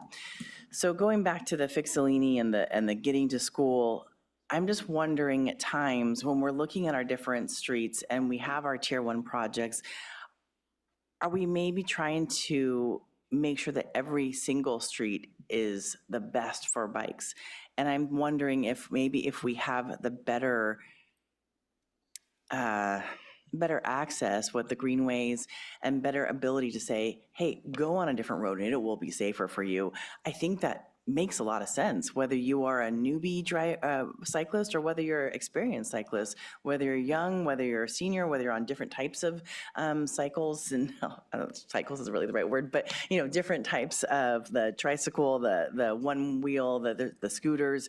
I wonder do we need to make every single road the best? And maybe eventually, yes, when we have all the money in the world, but as we're looking at tight money, I'm thinking that let's enhance the greenways we are looking at and the greenways we have versus trying to make Johnson the best, because there's a lot of work that needs to make Johnson the best as a cyclist. There's no way I would want to be on that. And so I don't think it feels safe for a cyclist. I hear that and I agree with that. And I also don't think it's logical to slow down our emergency vehicles and in an emergency and slow down or increase the queuing for the high school.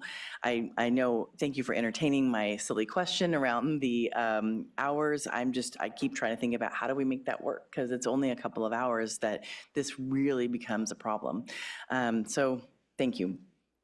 I think also as we talk about more data in the future, I would love to see buses as part of that conversation because, I remember when we lost the school buses and now students depend on city buses to get to high school, which is a problem, but we won't even go into that conversation. But I do think that we have to look at that because it's the mode shift is getting out of the car with the bus and the biking and the pedestrians. So how do we increase that as well as bikes? Also, how do we help people get from their bikes onto the bus so they know that once they've gotten all the way from Los Osos Valley Road or somewhere far that within our city is still far, that they can then still bring their bike and still be able to get around for lunch or for right after school or whatever that looks like. So I do think that has to be part of the conversation, and for sure more community outreach. If people thought today we were going to get rid of their possibility to drop off their kids to high school, I think this room would be full. And I think we have to have that conversation realistically with people. And it's fine if whichever way we end up in that conversation, but we have to genuinely, authentically encourage people to have that conversation. I think also, as we talk about Mill and that neat mini roundabout, I would love to in the future talk about Johnson and Southwood and that unique left turn in the middle of the road where pillars just show up or bollards kind of show up. I think that would be a good conversation to have with the neighbors and the people who utilize the churches around there. I hear lots of conversations about it. Similarly, why is this here and can we please? So just want to ask that, as well as Grand, if we can kind of just scoot it in a little bit so that people are not running into those bollards that go right at the freeway entrance, for example. That would be amazing. So I think I've hit everything. Oh, but I do want to say with all of this conversation, that similar to what you were saying, Councilmember Shoresman, is that I agree. This is the time to look at quick bills, the time to look at pilot programs. I've always been in favor of, if it makes sense, hey, we're already paving, we're already spending the money, let's talk about this. And so I appreciate we're having this conversation, and I appreciate we're looking at it, because if we can save money while we're doing something, it often makes sense. I just don't think right now it does. So thank you. Councilmember Boswell. Yeah, I just want to get a clarification from staff based on some of the comments. So like the bike box, the improvements, the green striping improvements in front of the high school entrance, the little bit of protected buffer on the bike lanes under the railroad tracks, that's all in the proposed paving plan, right? We don't, okay, so just want to be clear, and that's what I'm supporting is the as proposed. Yeah. Thank you. Perfect. That was a yes from Mr. Schwartz. Sorry. Thank you. Councilmember Shorsman. Yeah, some other clarifying questions too after some of the comments. And this is why I asked the question really carefully before, because what I heard you saying is that not spending the $300,000 now and maybe looking at alternative 2 in the staff report would not necessarily mean, or that it would not mean deferring the work on the tier 1 projects that we have underway. It would mean looking back at this one, maybe not spending the $300,000 now to repaint things the way it is, but to pause on that piece and look at the evacuation route issues and the potential queuing issues with a little bit more clarity in all those models and a little more detail before, and get some more public feedback before actually making some paint or other changes to the area. I think City Manager wants to add some input into this. Thank you. Yes. And certainly our director is here to help provide some additional support. I think it will be difficult for us to prioritize this work now and have something ready within that 18-month timeframe and not have other projects suffer. And so we can provide a little bit more detail. There will be, I'm sure, delay because our team is certainly incredibly talented and also very dedicated and working full tilt on what we have currently in the queue. And so there's something will be pushed off during that time frame. It's just, I don't know that we've determined which thing at this point, and all of the things are painful in some way or another, but certainly Director Floyd can provide more detail. Thank you, City Manager. Thank you, Mayor and Council members. Aaron Floyd, Public Works and Utilities Director. What is in front of you tonight is a very tough issue. We definitely understand that. And Luke, along with staff and I and City Manager and Mr. Collins had a lot of conversations on this. And I think what you'll see here is probably, in my experience, the most thoughtful alternative that has ever been put into a staff report, understanding the complexities around this issue. I have to, at this point, state what I have seen in my tenure so far at Public Works, and it's most evenings, many of us stay a little late. Mr. Schwartz and his team are repeatedly there into the 8 o'clock hour. So what feels a little bit late now, I'm respectfully going to say that Mr. Schwartz might not have as much free time as he might make that sound. So if council does choose to go with the alternative 2, we really do need to have a conversation on the prioritization of those other projects, as some of those, and I need to also look out for Mr. Schwartz because he does so much on behalf of our community. We do need to have a prioritization conversation about what of those other projects does need to come off. So Appreciate that. yeah, thank you for this opportunity to clarify that. Okay, one last follow-up, and then I'll let the others go because I think other questions have evolved. If we do the painting of Johnson now, then when would we look at it again? When would our next opportunity be? Because we do usually do these things in coordination with the paving plans, because that's a smart way to get the most bang for our buck. The next time Johnson would like organically come up as part of like a maintenance project like this would be either the next time it's due for like striping refresh, which that would be typically about 10 years out of that, or when there's funding and priority to repave Johnson, which is really what's needed for the pavement quality. Now it's not in our current pavement schedule. That could be 10 years or more. So I don't think there's a time that this would be otherwise scheduled to come up unless it was prioritized in like an upcoming budget to revisit these conversations. Okay, thank you. And I just want to clarify for the record, I heard some language from my colleagues about, we need to prioritize and need to make sure that our public safety vehicles can get through this area. And I'm not advocating that we not do that. I'm advocating that we take care of and to make sure that we cover all the bases, that we make sure we have accurate data and modeling and the best data and modeling that we can for emergency vehicles as well as pedestrian and bike users. I also just want to clarify with the Fixlini Flora, again, see that daily. There is, Luke touched on it, but there is more than just the easement through the county property that is, a barrier. They seem willing to work with us in some ways, as staff has noted. But the easement on the other side of the property between the county property and Fixlini is a pretty steep slope. In order to make that really usable for a non-experienced rider, would take some regrading. I believe, we've talked about this before, I'll look to you to clarify, but it's a pretty steep slope. I'm not comfortable going down it on my e-bike, so because it's really nicely maintained by the owner of the property next to it, with really nice pavers and everything, but it's not comfortable for a non-experienced rider. So completing that pathway all the way from the far end of Flora to the high school is probably, I'm guessing, a little bigger project than it may seem. Is that correct?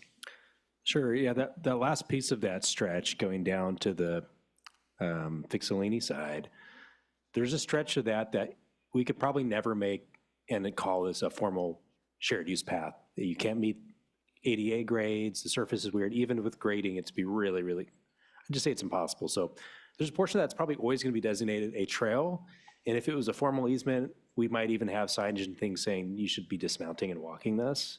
I don't know that even money is gonna fix that constraint, just with topography on that. But the rest of it, I think you could get a nice, high quality, relatively flat, path in, but yeah, that's gonna be an inherent challenge moving forward regardless. Agreed. And the difficulty also from people coming from other parts of town, maybe from, the Railroad Safety Trail or over from Los Osos Valley Road or Madonna, once they've gotten that far and close to the high school, if they're going to the high school, to go, I know it seems silly maybe, but to go another block further or two uphill to get to Fixlini it's possible. It's just not what we would call a desire line for a cyclist to use. It's just a little further out of the way than might be most practical for a high school student, for example, to consider. So just wanted to throw that out there just for general information. But in general, I'm, like I said, I'm supportive of all the other projects. I'm just still really having trouble with this one piece of Johnson and not wanting to spend the $300,000 now to wait, potentially many, many more years to look at this area. Appreciate the context, Director Floyd, also. Thank you, and thank you for that clarity, Councilmember Shorsman. Please know it's not necessarily that I'm saying Fixlini Flora necessarily, and because again, this goes back to data that we're not having. That would be part of that conversation, right? I think I'm just wondering, sometimes we're talking about these main streets in a sense that maybe if we shifted a block here or there where it doesn't feel as stressful for the cyclist to be on. That was really my whole point, and it may not be the right, that greenway may not be the right answer in this moment. I was just trying to get us to think about things just maybe a teeny bit differently at times, because there are some big streets that I don't care if it's 10 more years from now, I'm not going on those streets. So I'm trying to think about for people who don't have as much experience as some people that are coming to us from that are, fantastic everyday cyclists. Can we look at people from different levels of abilities and interests? So that's more what I'm looking at. Vice Mayor. Yeah, glad I paused to kind of gather my thoughts and actually hear a few more of your questions, because I think it helped me kind of finalize my thoughts around this. I've already expressed that this is a concerning stretch for me. It's one that I travel on often, and of course, know people who've been injured on it. And I think that our ATC is right that this is an area that's kind of ripe for us to make improvements and really draw more people into utilizing it. But between kind of the potential delay on some of our other priority projects, specifically Higuera Complete Streets and Foothill Complete Streets and South Broad Street, and then taken into context also with the new data around evacuation modeling and then being in such close proximity to the hospital, I am going to reluctantly support moving forward with the staff recommendations. Eagerly look forward to moving forward all the rest of them, but this particular one, without the pilot exploration today, but with the hope that maybe with the paving project, because you said that the paving needs to be addressed, and maybe the near-ish term, not in the 10 years, we might have an opportunity to look at it a little bit more soon than we expect. Intrigued by the Flora Fixlini project, but eyes wide open that it's going to probably address some of the safe routes to school, but not necessarily other commuters. So it's not going to be a fix-all here. And I'll leave it there.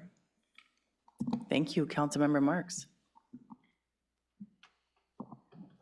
Yeah, well, I just had a sort of procedural thought here, and that is that it seems that we have consensus on everything except Johnson. So I don't want any of us to be in a position where we have to vote against the whole darn thing because of our feelings about Johnson. So my question is whether we would want to kind of bifurcate the motion and have, consider everything but Johnson Street as one motion, and then the Johnson Street, okay?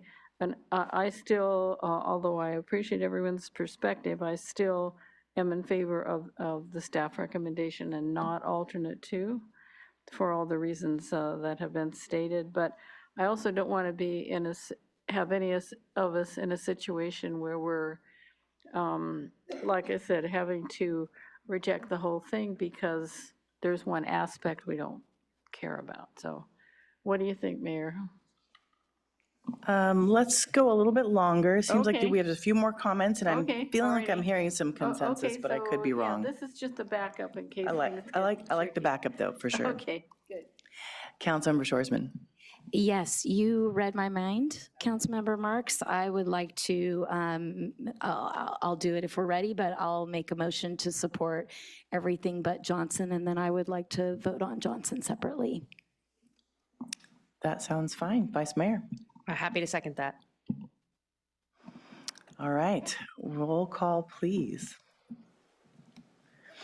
Councilmember Shorsman, Yes.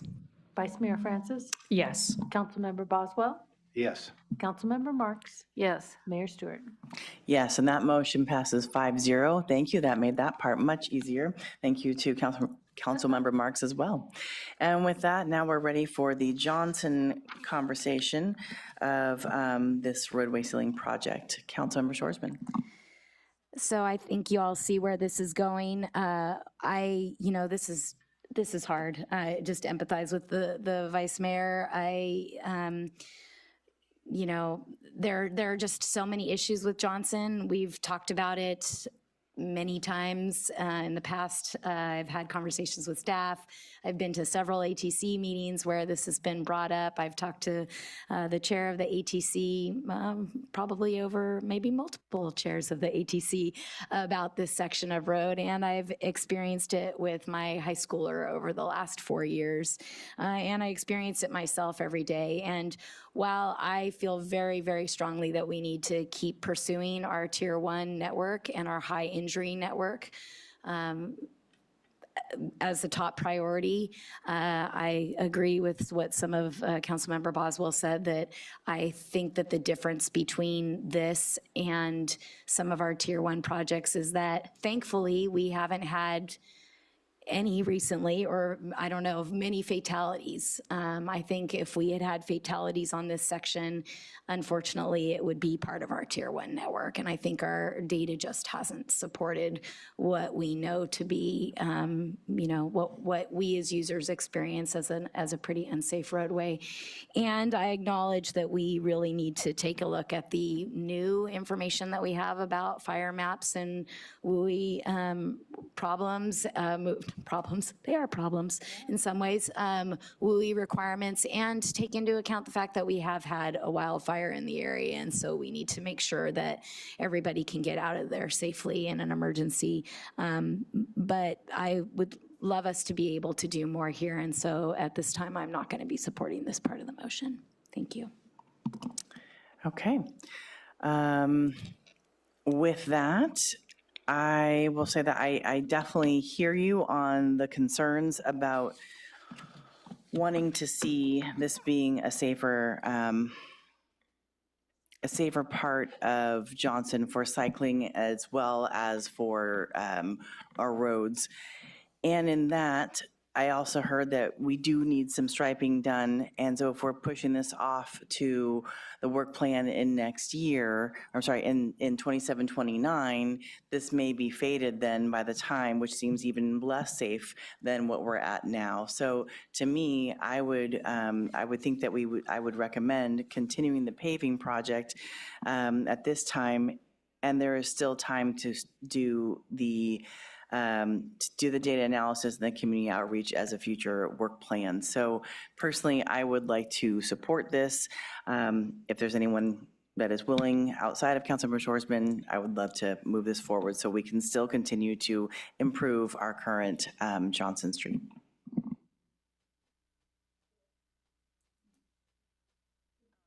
Could you clarify, is there a motion you're making? I'm sorry. I think I'm more just trying to find out if there's any interest, because if there's not and it's just you and I, then there's no point in making the motion. Oh, okay. Any interest in the staff recommendation? Yes, staff recommendation. Yes. Well, no. Okay. I understand what you were saying. Sorry. Okay, got it. Thank you. Councilmember Boswell. Yeah, as I discussed earlier, I'm going to support the staff recommendation on Johnson. I was just looking back quickly at our Tier 1 project list, and, we're doing so well, and we've got really good momentum, and I just really want to keep our eye on the ball on the Tier 1 list.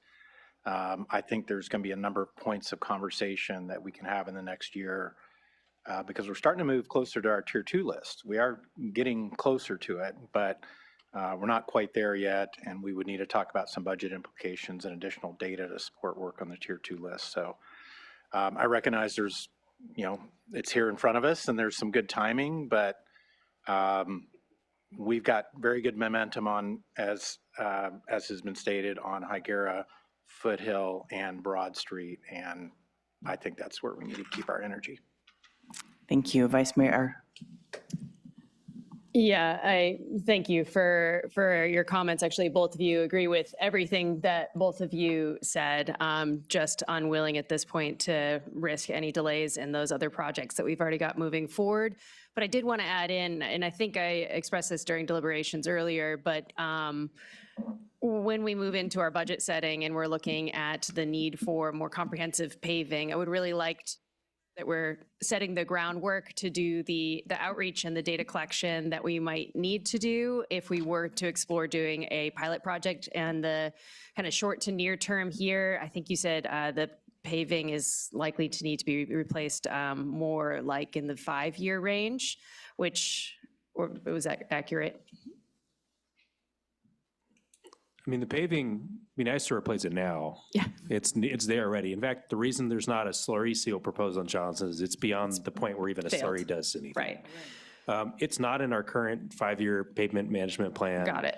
I can't say confidently when it would be prioritized. It's going to be a costly project. Yeah.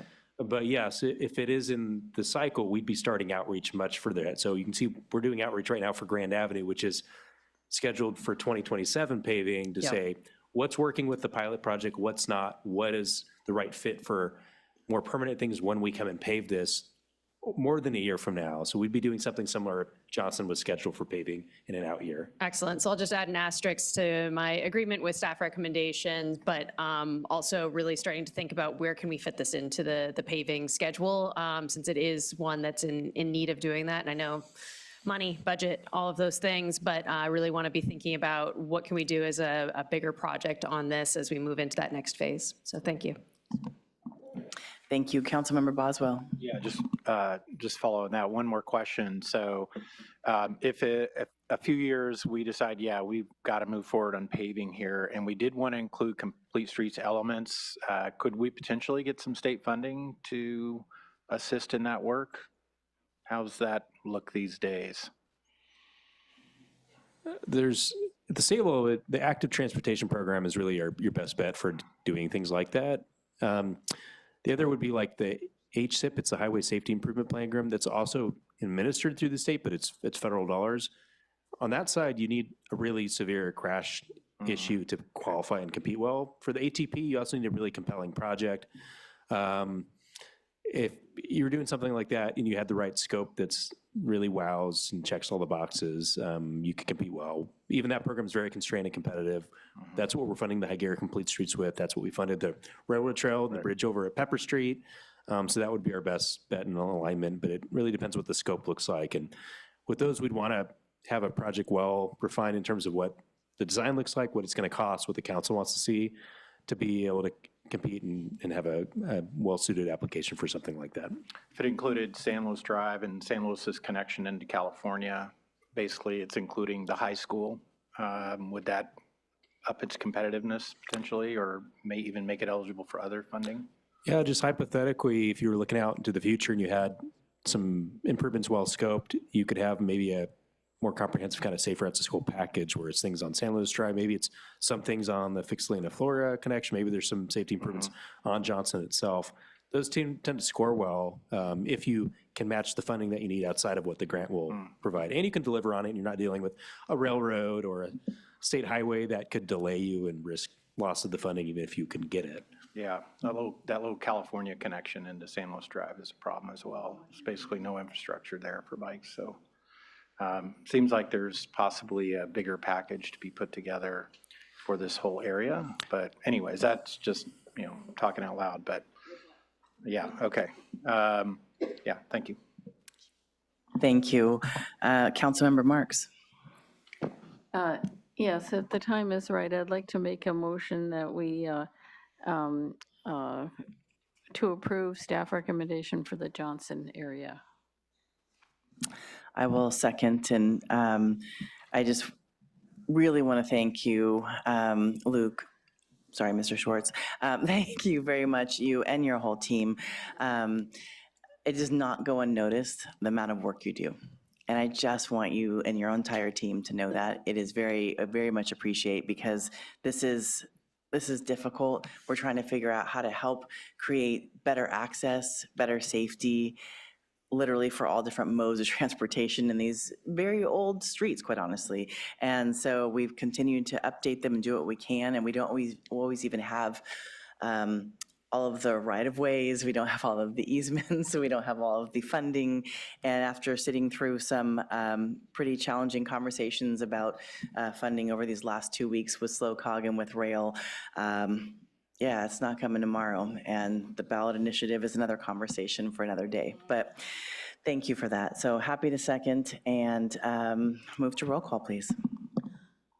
Councilmember Marks? Yes. Mayor Stewart? Yes. Councilmember Boswell? Yes. Councilmember Shorsman? No. Vice Mayor Francis? Yes. Thank you, and the motion passes 4-1. And City Manager? Thank you. I've been sitting here contemplating how the motion and minutes might read on this item, because our staff recommendation is for the full plans and specs package for the project that included all of the striping. And so I just want to clarify and make sure we have a 4 vote in support of that whole package. And I think we'll find a way to note for the record the vote on the rest of it. I'm just trying to figure out how we would do that, but I want to make sure that we are clear that the motion included all staff recommendations for the full set of plans and specs and all the budgetary changes and recommendations in the staff report. Yeah, in the end, it really is a 4-1 with the staff recommendation with noted of what Councilmember Shoresman was willing to vote on versus not. Right. Councilmember Shoresman, if you want to add anything to that. We've had situations like this before. It feels like maybe not quite on a streets project, but where I think in particular, I can think of Councilmember Marks not voting in support of one part of a proposal. So I'm hoping that you can still note my my opinion about the one part versus the rest. Yeah. We have a talented city clerk staff, I'm sure That's of it. right. Thank you. Thank you. As the maker of the motion, I wanted to include all of the staff recommendations, 1 through 7, as listed and in the staff report. And I don't know how the ad hoc bifurcation will work out, but it needs to be accurately reflected for sure. Thank you. And with that, we're just going to do a 5-minute break, and then we'll come back to chat about SB 707. Deputy City Manager Greg Herman and City Clerk Teresa Purrington will present the report. Well, thank you. We're back from the quick break, and I will pass it over to Deputy City Manager. Thank you, Mayor and council members. We're excited to be here for the item that you've been waiting for this evening. Our policies and procedure updates to implement 707. So Teresa and I will be giving parts of the presentation. I'll kick it off and then I'll hand it over to her. And do want to take a moment to say my special thanks to Teresa and her team for all of their work to bring this item forward. As you saw from the staff report, there are a lot of pieces associated with this legislation, and doing the cross-referencing needed to make sure that we're covered was a really important job. So as you know, SB 707 updates several parts of the Brown Act. The good news, as you saw, is that a lot of those changes are already incorporated into our policies and procedures, but there are some amendments that we need to make. We'll be highlighting those in greater detail. The new requirements take effect in 2 different phases. A tranche of those were January 1st of this year, and then the balance is July 1st. I'll cover the first section, and I'll hand it over to Teresa for the second section. Our recommendation tonight is to adopt the draft resolution amending council policies and procedures to comply with the changes to the Brown Act and adopt a disruption of telephonic and/or internet services policy. So just a quick overview, the traditional Brown Act teleconferencing requirements remain unchanged. This, as the council is familiar, is when council is on personal travel or non-city business travel. The requirements are that each teleconferencing location must be listed on the agenda. Teleconference location must be listed and posted. Location must be open to the public. Public participation must be allowed at that location. Quorum must be within city limits, and all votes by roll call. This is the exercise that many of you have been in, of printing out the piece of paper and posting it in likely a hotel business center and participating in a meeting from there. The good news is that there's some alternatives associated with that. So we'll talk about some of the changes that went into effect on January 1st that build on the 2023 AB 2446 law. So these rules let council members participate remotely for just cause or during a state or local emergency without opening or posting their remote location. Those rules were set to expire in 2026, but SB 707 extends them to 2030 and clarifies when they can be used. So this alternative can be used. When this alternative is used, the public must be able to join through a 2-way audio-visual system. We must allow real-time public comment. Members need to disclose whether any adults are present with them at their remote location. All votes have to be roll call votes, and minutes must note who participated remotely and why. So for those just cause provisions, the basic process for using just cause remains the same. Members must notify the body as soon as possible. A quorum still has to meet in person within the city limits, and members must use audio and video. And each member is limited to just 5 just cause uses per year. What has changed is that the list of acceptable just causes has expanded. That includes physical or family medical emergencies, protecting an immunocompromised relative, and military service obligations. There's also a new section that provides flexibility for disability accommodations for members who need to participate remotely as a reasonable accommodation.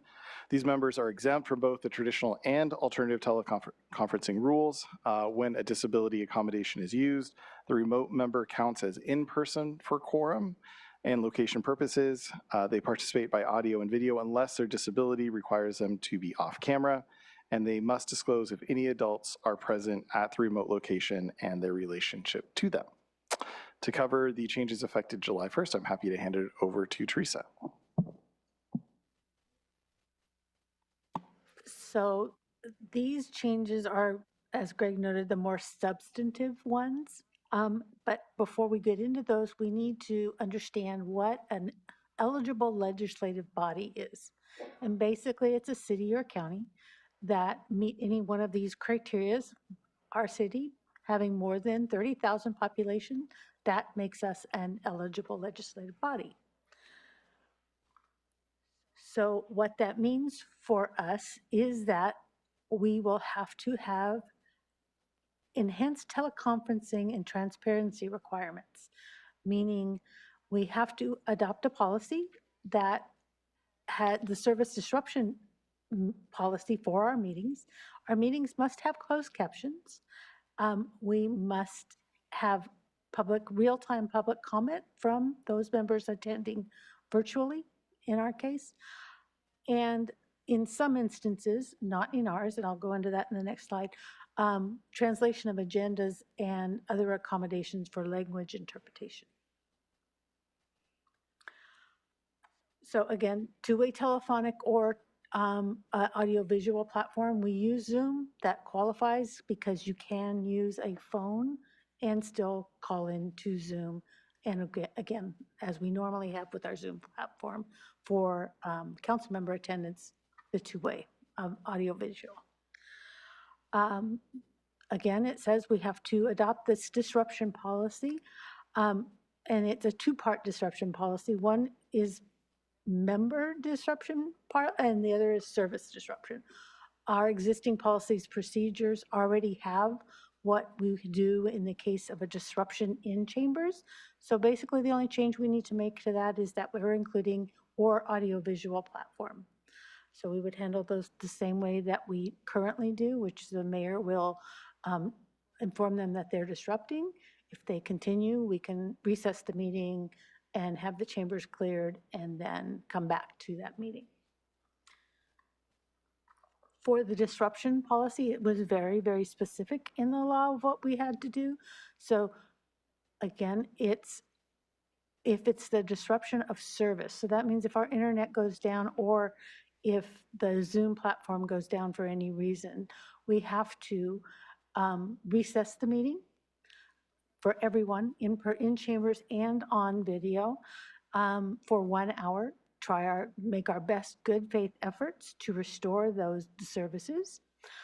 The body could meet in closed session during that 1 hour while we're working, if there are items for them to hear in closed session. If after 1 hour has passed and service is not restored, we have the option, council has the option to, upon roll call vote, make a motion that good faith efforts were made and that continuing the meeting outweighs the public interest in remote access. And at that time, that is the only time we could restart the meeting in chambers without internet. Now on to the translation portion. So what the new law says is that we have to provide translation for any communities that, any population that does not speak English very well, more than 20% of the community, sorry, that does not speak. In the instance of the city of San Luis Obispo, our Spanish-speaking population was the one that had the highest, and it only reached the 17.6%. So at this time, we are not required to do agenda translation, which is actually a really big hurdle for some, because while the law says we could use AI, it still would make sure that we have to verify that, there has to be some checking. And they have to be published at the exact same time. This has been a very big hurdle that people are trying to figure out how they're going to do it with the 72-hour notice.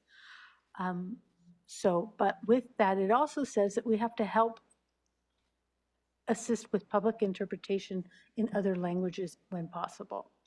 And as part of our diversity, equity, and inclusion goals, we have been trying to do that. Our IT department has received a grant for that we can use to pay for interpretation that is done through AI remotely. So what would happen is we would publish a QR code on our agendas or on our and in our screen on the screen where you could scan it, and with their own equipment, so with their phone and a headset, they could be sitting in this room and have it translated for them and in their ear, so for audio, and also on their phone if they were reading it on the screen. We're recommending for that a pilot program to just see how much use we'll get. From what we've talked to a couple of different firms for like about 100 hours of service on call, so it was paid for as used. I figured out if we had a 5-hour meeting, I know that's high, but I like to always think of that the highest. We could probably do almost 20 meetings at that because it's not by the number of users, it's by the amount of hours. So again, we're not required, but we are staff is recommending we at least launch the pilot program for the next year and see how much use we get, maybe to get more people, Spanish-speaking people, watching and participating in our meetings. So there is one portion of the regulations that is not required, but it would allow advisory bodies who are exclusively advisory, who do not make any final decisions, to participate remotely, the entire body to participate remotely. The only difference with council is you would have to have a staff member in a location in the city where the public could come in and participate. At this time, staff is not recommending we go to that for 2 reasons. One, the staff time it takes to run a virtual meeting and actually staff the meeting, because many of our advisory bodies don't have a clerk dedicated to their meetings, so they're sometimes running both sides of it at once. And also for us to take some time and see how it works with council before we open it up to additional bodies. So there are a few other minor changes that were made in the law that we have already implemented and have had implemented in since, I would say, since we came back into chambers in 2023. That is our social media policy, and in council policies and procedures basically says that you can have it, you can talk about things, just can't talk together on them. A requirement that we now, which we, like I said, do have in our policies and procedures, both for council and advisory bodies, is that we provide them a copy of the Brown Act when they start their service. And then the one that you heard today when we did consent, where we have to do a verbal report out for any executive or above and department head compensation. So it's department heads, executives, and elected officials all have to have a verbal summary of the actual action taken and the actual dollar amount and different benefits that are provided before the final vote. Another part that you kind of experienced already is you cannot discuss compensation at a special meeting. That is why when we did appointed officials, we could do the evaluation, but we had to go to a public closed session on a public meeting to do that conversation on the salaries portion of it.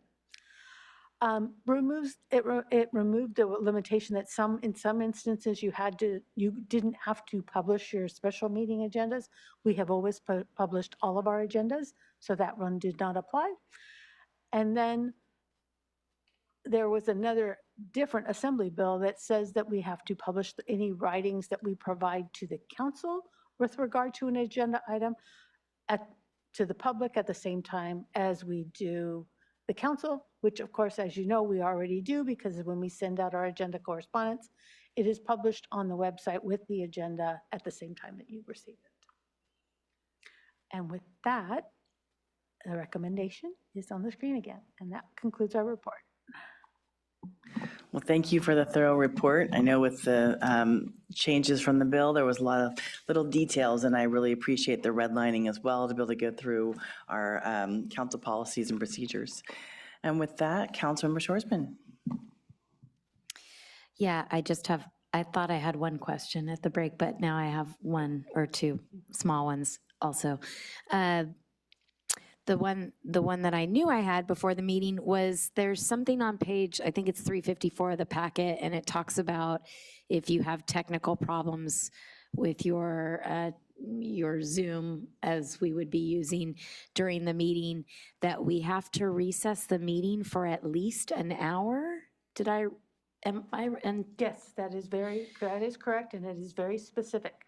So if it takes you more than an hour, you can come back to chambers and make the determination that if it's in the better interest of the public to continue without Zoom, we can, but we have to try for an hour to get it back up. So does that mean that if you try for 15 minutes and you get it functioning, that you have to still wait an hour No, it's because whichever you've is left. noticed? Okay. Yeah. Mhm. Thank you. That's what I was concerned about, because I thought it might be like a noticing thing where people know that you have a problem and they know, okay. I'm glad that wasn't how I was understanding it. In your slides, in one of your early slides, it said that remote participation by a council member or elected official can occur while traveling on official business of the agency. Does that mean that only if you're traveling on city official business, or if you have another job, you're working out of the area, are you still able to participate? Yes, the only difference is if you're traveling on personal business or work unrelated city business, you have to do the whole publishing of the agenda, posting the address on the agenda. But if you're on city business, you don't, and you have to open up the room to other people. And city business, you don't have to open up the room. We don't have to do all those other things. Okay, thank you. But it's still allowed. Okay, so it's basically the same as it is now. Yeah, Okay. it's more of, I kind of think of it more as a two-tiered. So if it's personal, more requirements, a little bit stricter. If it's city business, slightly easier, but still some of the same restrictions. Okay. Last question is about some of our advisory bodies that are kind of quasi-judicial that do make decisions on hearings or participate in hearings. Do they have to participate in these rules, or does it apply universally across all our advisory bodies that you're not recommending participation in these changes right now? If we were to allow, again, everything in this bill is two-tiered. Actually, in this instance, it's three. The only people that are required to do audiovisual are eligible legislative bodies, which means the council. Planning Commission could, but what you would have to do is every 6 months, we would have to, remember COVID days when we had to come back every 6 months and say that we were going to continue doing remote? We would have to do that for the planning, you would have to do that for the Planning Commission every 6 months to do that. Or any other of the advisory bodies. So they're not required, it's an option for them. Okay, thank you so much. Thank you. Any other questions? Councilmember Marks? Yeah, I have a question about the ability of, how do I put this? In terms of Zoom bombing or the nastygrams that we've gotten in the past, does the new requirement assume that the mayor is going to be able to like cut somebody off in the middle of this kind of antisocial either image or diatribe, whatever, before they finish saying it? I mean, are there any kind of safeguards that would be allowed in terms of trying to really protect the general public from having to be subjected to this, whatever it is, this nasty hate stuff? That's what I don't understand. It's like, oh yeah, right, well, I'm sorry, I was mayor for 6 years, so I identify with the, yeah. It does not provide any teeth to do that. That's why I think I would let our assistant city attorney answer more. That we have certain things, I mean, it would be just like someone being in chambers where we would admonish them or, remind them of our rules. And then, if they continued, we would probably have to call a recess and clear the room and then come back. The only problem with Zoom is I can turn off their mics, which is fine, and I can even put them out of the Zoom room, but I can't stop them from coming back in because you can use a different email address, or if you're really tech savvy, a different IP, and get back in, and I would not know if they were the same person. Okay, Assistant City Attorney. Assistant City Attorney. Thank you, Teresa. Yeah, and just to clarify, the policy will not, and Teresa, jump in if I'm wrong here, will not allow them to be sharing video or images unless they were sent to the clerk in advance in accordance with our existing policy and for projecting images. So we wouldn't have to worry about that in terms of visual depiction. And as it relates to any type of speech that is disruptive and otherwise meets the definition that would apply to someone speaking here in person, to Teresa's point, the same rules would apply. We would give them a warning that their conduct or their speech is disruptive to the orderly conduct of the meeting, and their failure to stop it might result in their dismissal from the Zoom room. And if they failed to do so, we would push them out of the Zoom room. To Teresa's point, we'll have to navigate if they were to come back in, but hopefully that is not what we're dealing with. Okay, thank you. I mean, okay. It feels to me like this is an open invitation to, anyway, I'll talk about that during deliberation, so, okay. Thank you.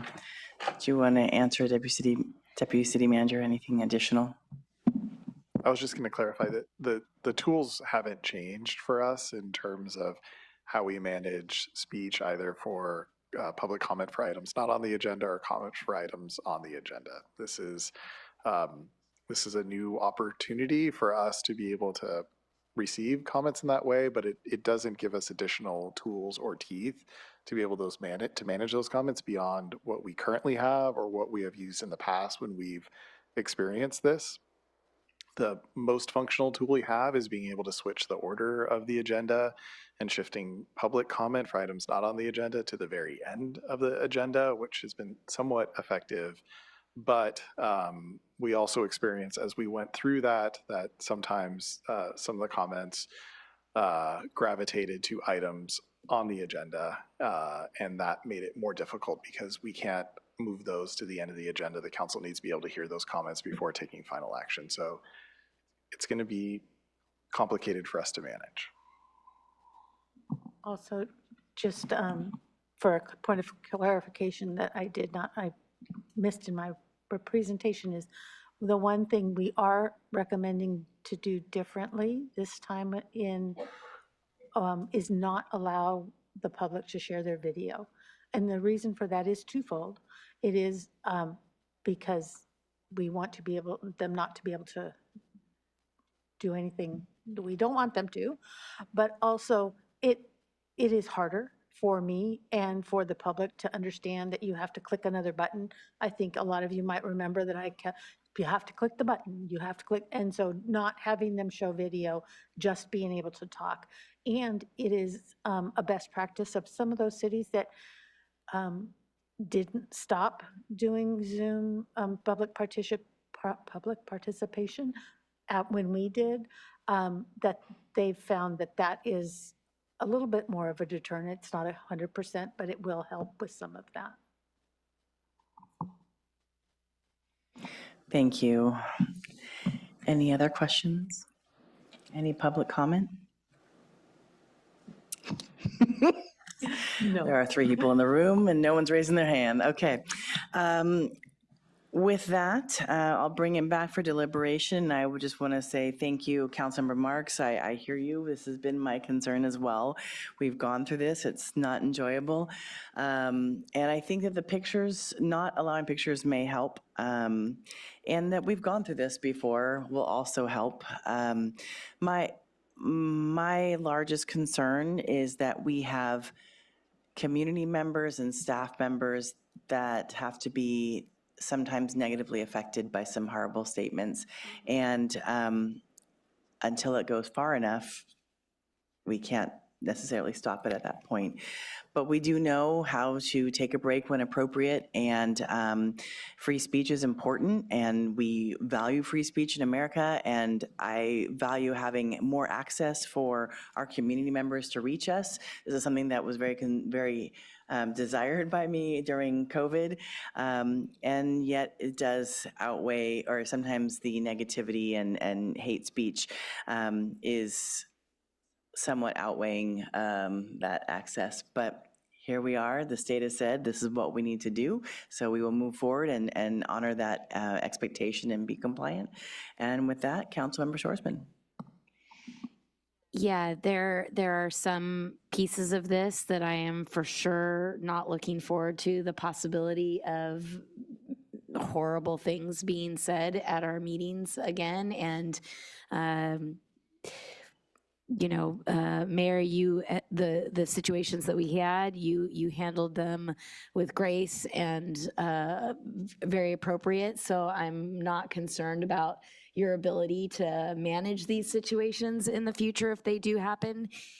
And we did have several times when we had community members with very valid reasons why they could not participate and be here in person, call in and thank us at the time that we were doing it, that they were able to participate because they had kids in bed and they were single parents or what have you, and they are not normally right now able to come and participate. And so, you know, as you said, it's important, and I think that this is very necessary to help really stick with our goals of diversity, equity, and inclusion, and trying to include as many voices as we can.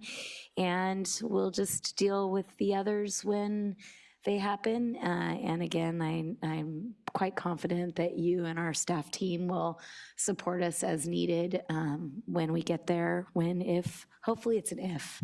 Let's be optimistic. It's an if that we get there. And I do also just want to mention and thank the team, both the city clerk's office and IT, for exploring opportunities to make translation a little bit easier.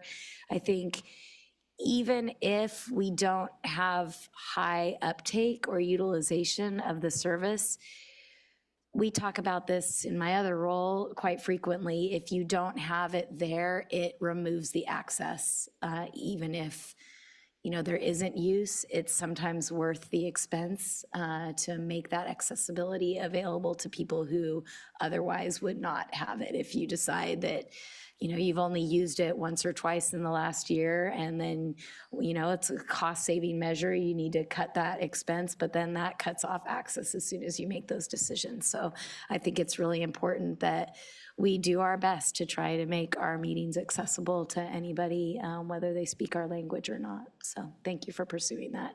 And I hope it does increase the participation. Thank you. I also know AI hallucinates, so it does concern me a little bit, but I have trust in our IT team. Councilmember Marks. Yes, I didn't mean to express any doubt that the mayor could, I'm positive the mayor can handle the situation.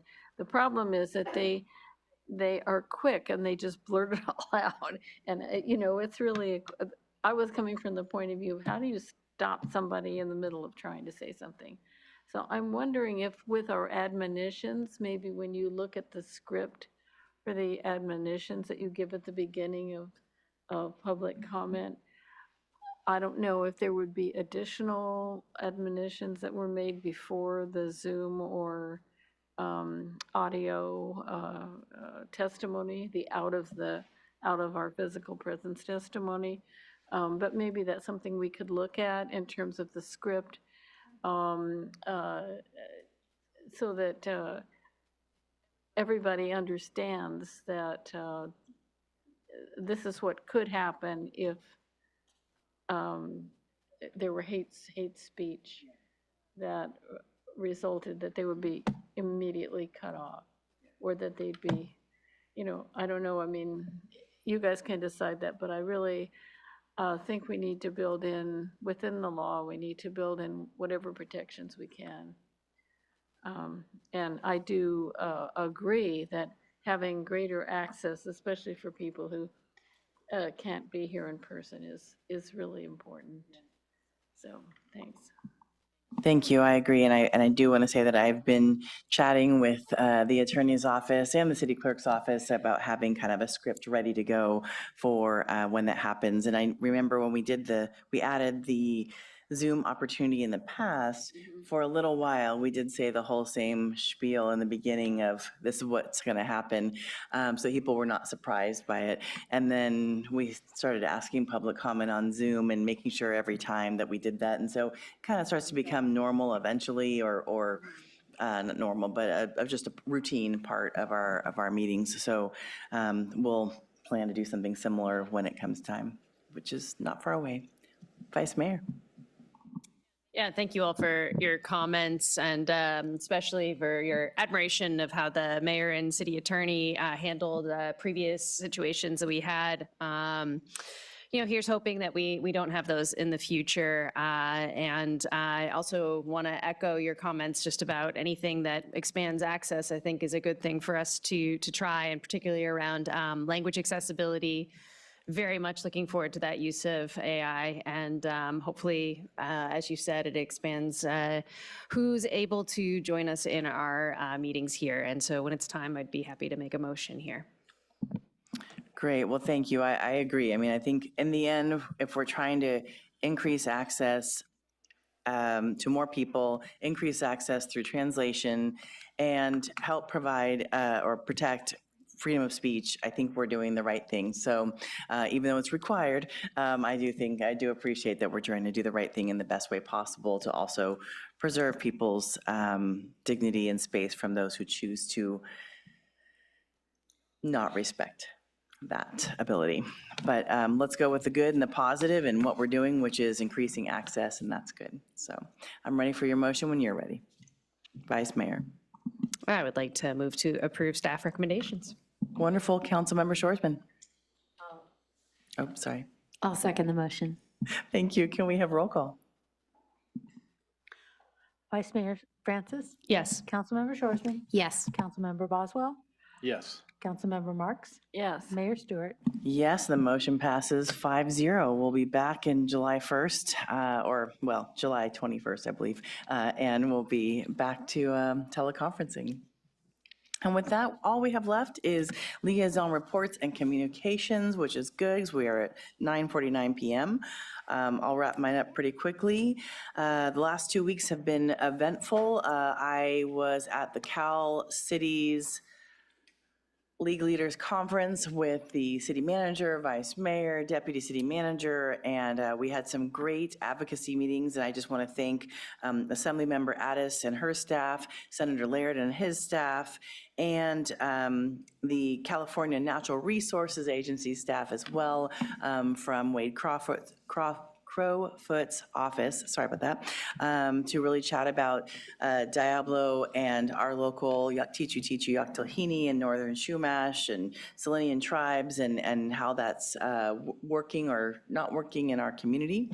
And also got to go to Sacramento again last week and go to the California Rail Passenger Summit. Really exciting about the World Cup and FIFA and the Olympics in 2028, and how people are going to get around the southern part of California, because people have to remember it's not just in LA, it's really the whole Southern California. It's going to be kind of wild. But with that, just some amazing braiding of funding to make this happen. And also major loss of funding from the federal government. So I just really want to, as we were talking about some transportation earlier, really kind of highlighting, unfortunately, we've lost a great amount of funding for transportation in the state of California, and that is causing some challenges. But one of the good things is, just yesterday, we welcomed the third train from SLO to San Diego and back, and it is exciting, you know, really, truly just general tourism, and then Cal Poly students, Cuesta students, everywhere around. It's really exciting. So we got to go out there. Haven't gone on it yet, but I did get to see it. Also, just wanted to thank my colleagues around the county. We met for the city selection committee for a second time. Usually we just do that in January. We had the airport land use committee renewal of Alan Settle and oh my goodness, I'm forgetting Michael's last name, but Michael Kripe, and just thanking them for going in to sit on this committee again. And went to the Lumina Alliance, Dancing with the Stars, and so thankful for all the dancers. Wow, that's a lot of work, and really helping our entire county, and truly all the people who shared their stories in the videos. Wow. Thank you for being so vulnerable and sharing. And lastly, wonderful for our downtown SLO. Sunday was a sip and saunter. I hope all the businesses saw some great activity. I know that there were a lot of wonderful vendors there, and got to see a lot of people around the whole community. So thanks for holding that. And with that, I'll pass it on to Councilmember Shoresman.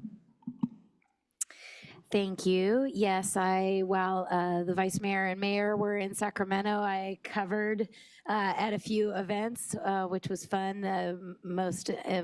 Not most importantly, but most fun, probably, the International Film Festival. I welcomed at their opening ceremonies, their opening night. So that was always fun. And then attended Good Morning SLO the last week, and then also attended the City University quarterly lunch. I had my one a year where there was a lot of good information shared, a lot going on with the construction. They have actually gotten to the top story of their first of the buildings. It's 7 stories tall and 520 beds, I believe, they're planning to open at the beginning of next school year. So the update was that their tentative plan is for 1 building a year for the next several years. And so that's 520 or more beds each year for the next several years. And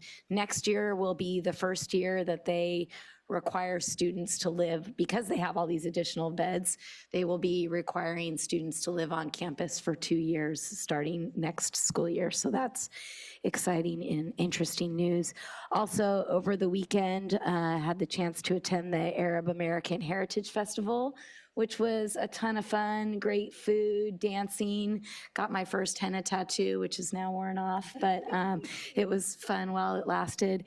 And then also had an IWMA ad hoc budget committee meeting because I have been appointed to an ad hoc committee to review the budget in advance of the full board seeing their budget and give a little bit of extra feedback on that process.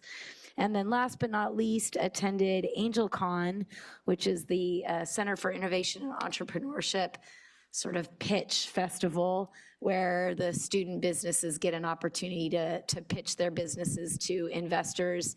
And the winner of this year's top award, it was $155,000 that went to a company called Cantaloupe AI.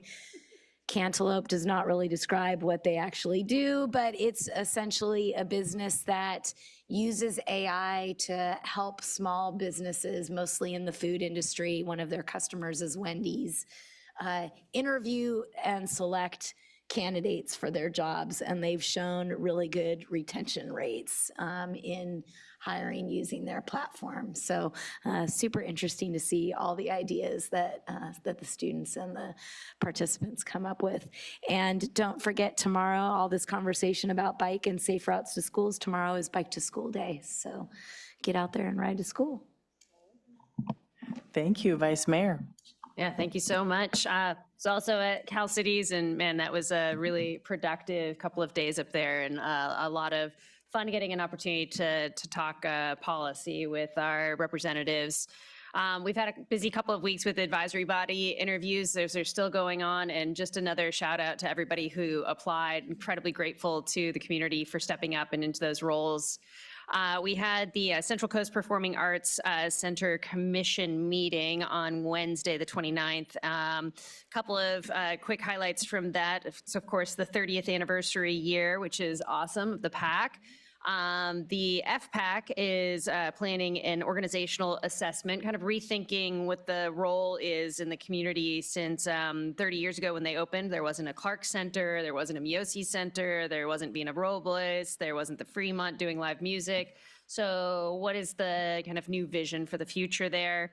And good news also on the infrastructure front, the front gutter, no more leaks. So that's huge. This past week, I visited with the Women in Politics at Cal Poly. They have a great club up there, and awesome that people are engaged and paying attention to local politics. I always love that. We had the Bike Month kickoff last Friday. That was exciting. Got my socks. Hope everybody's going to be sporting those this week. And had waffles at Caltrans this morning with a bunch of middle schoolers before I was told I wasn't allowed to hang out with them anymore, and got turned around. And the Better Together luncheon was this past weekend. Julie Jones always bringing together the people who do the most in our community. So that was just fabulous to hear about all of the community organizers and volunteers and organizations that really make our city function. Also this weekend, got a chance to set up one of the units in the Welcome Home Village with some friends. And I heard there are 4 units left to adopt. That might have changed at this time, but if you're still champing at the bit to get involved there, I think there's a couple units left if you'd like to help out. And on Sunday, had an opportunity to go on a birdability tour, which was led by one of our community academy graduates. And it's making birding accessible to those in the disabled community. This one was specifically targeted at blind members of the community, so it was birding by ear. And it was a really awesome experience to go out and bird with very different senses and to really just think about the world in a different way. So I will leave it there. Awesome, thank you. Councilmember Marks. Thank you. I'm going to start with the Air Pollution Control District. I went to the executive committee meeting. And that sets the agenda for our May 20th meeting that's coming up. And it's basically budget. We're heading into that time of the year. Then also tomorrow is the County Water Resources Advisory Committee, the RAC. And it's a big topic, which is decel. So we're going to be getting a in-depth analysis from the county about all the possible ways that decel could end up happening in our county. I don't know if it directly would affect our city exactly, but it is something that it really concerns a lot of people, also the environmental aspects of the whole thing. Yeah, we've been doing advisory body interviews, which is really important. It's always thrilling to encounter these people who are willing to devote their time and energy and their mental space, rent an advisory body agenda in their mind. And, you know, and we are getting more applicants than we can possibly offer positions to. So it's always a difficult choice, but also I feel really confident with my colleagues making the best recommendations. I attended the Community Foundation yearly awards ceremony, I guess you'd call it. They were honoring Warren Sinsheimer for his years of philanthropy, and it was packed. The whole meeting was packed. It was very inspirational. I went not as a city council member, but as someone who's involved with a philanthropic endeavor here in the county. And basically, it was also a real sense of the need for the Community Foundation to support nonprofits during the time that there are all these different cutbacks going on. So, and then my announcement is that on May 9th at noon, there is a big party at City Farm Slow. It's called the Sheep Shearing Shindig. And now it starts at noon. The shearing of the sheep is going to be promptly at 12:30, so don't be late for that. And also as a birth announcement, there are now 7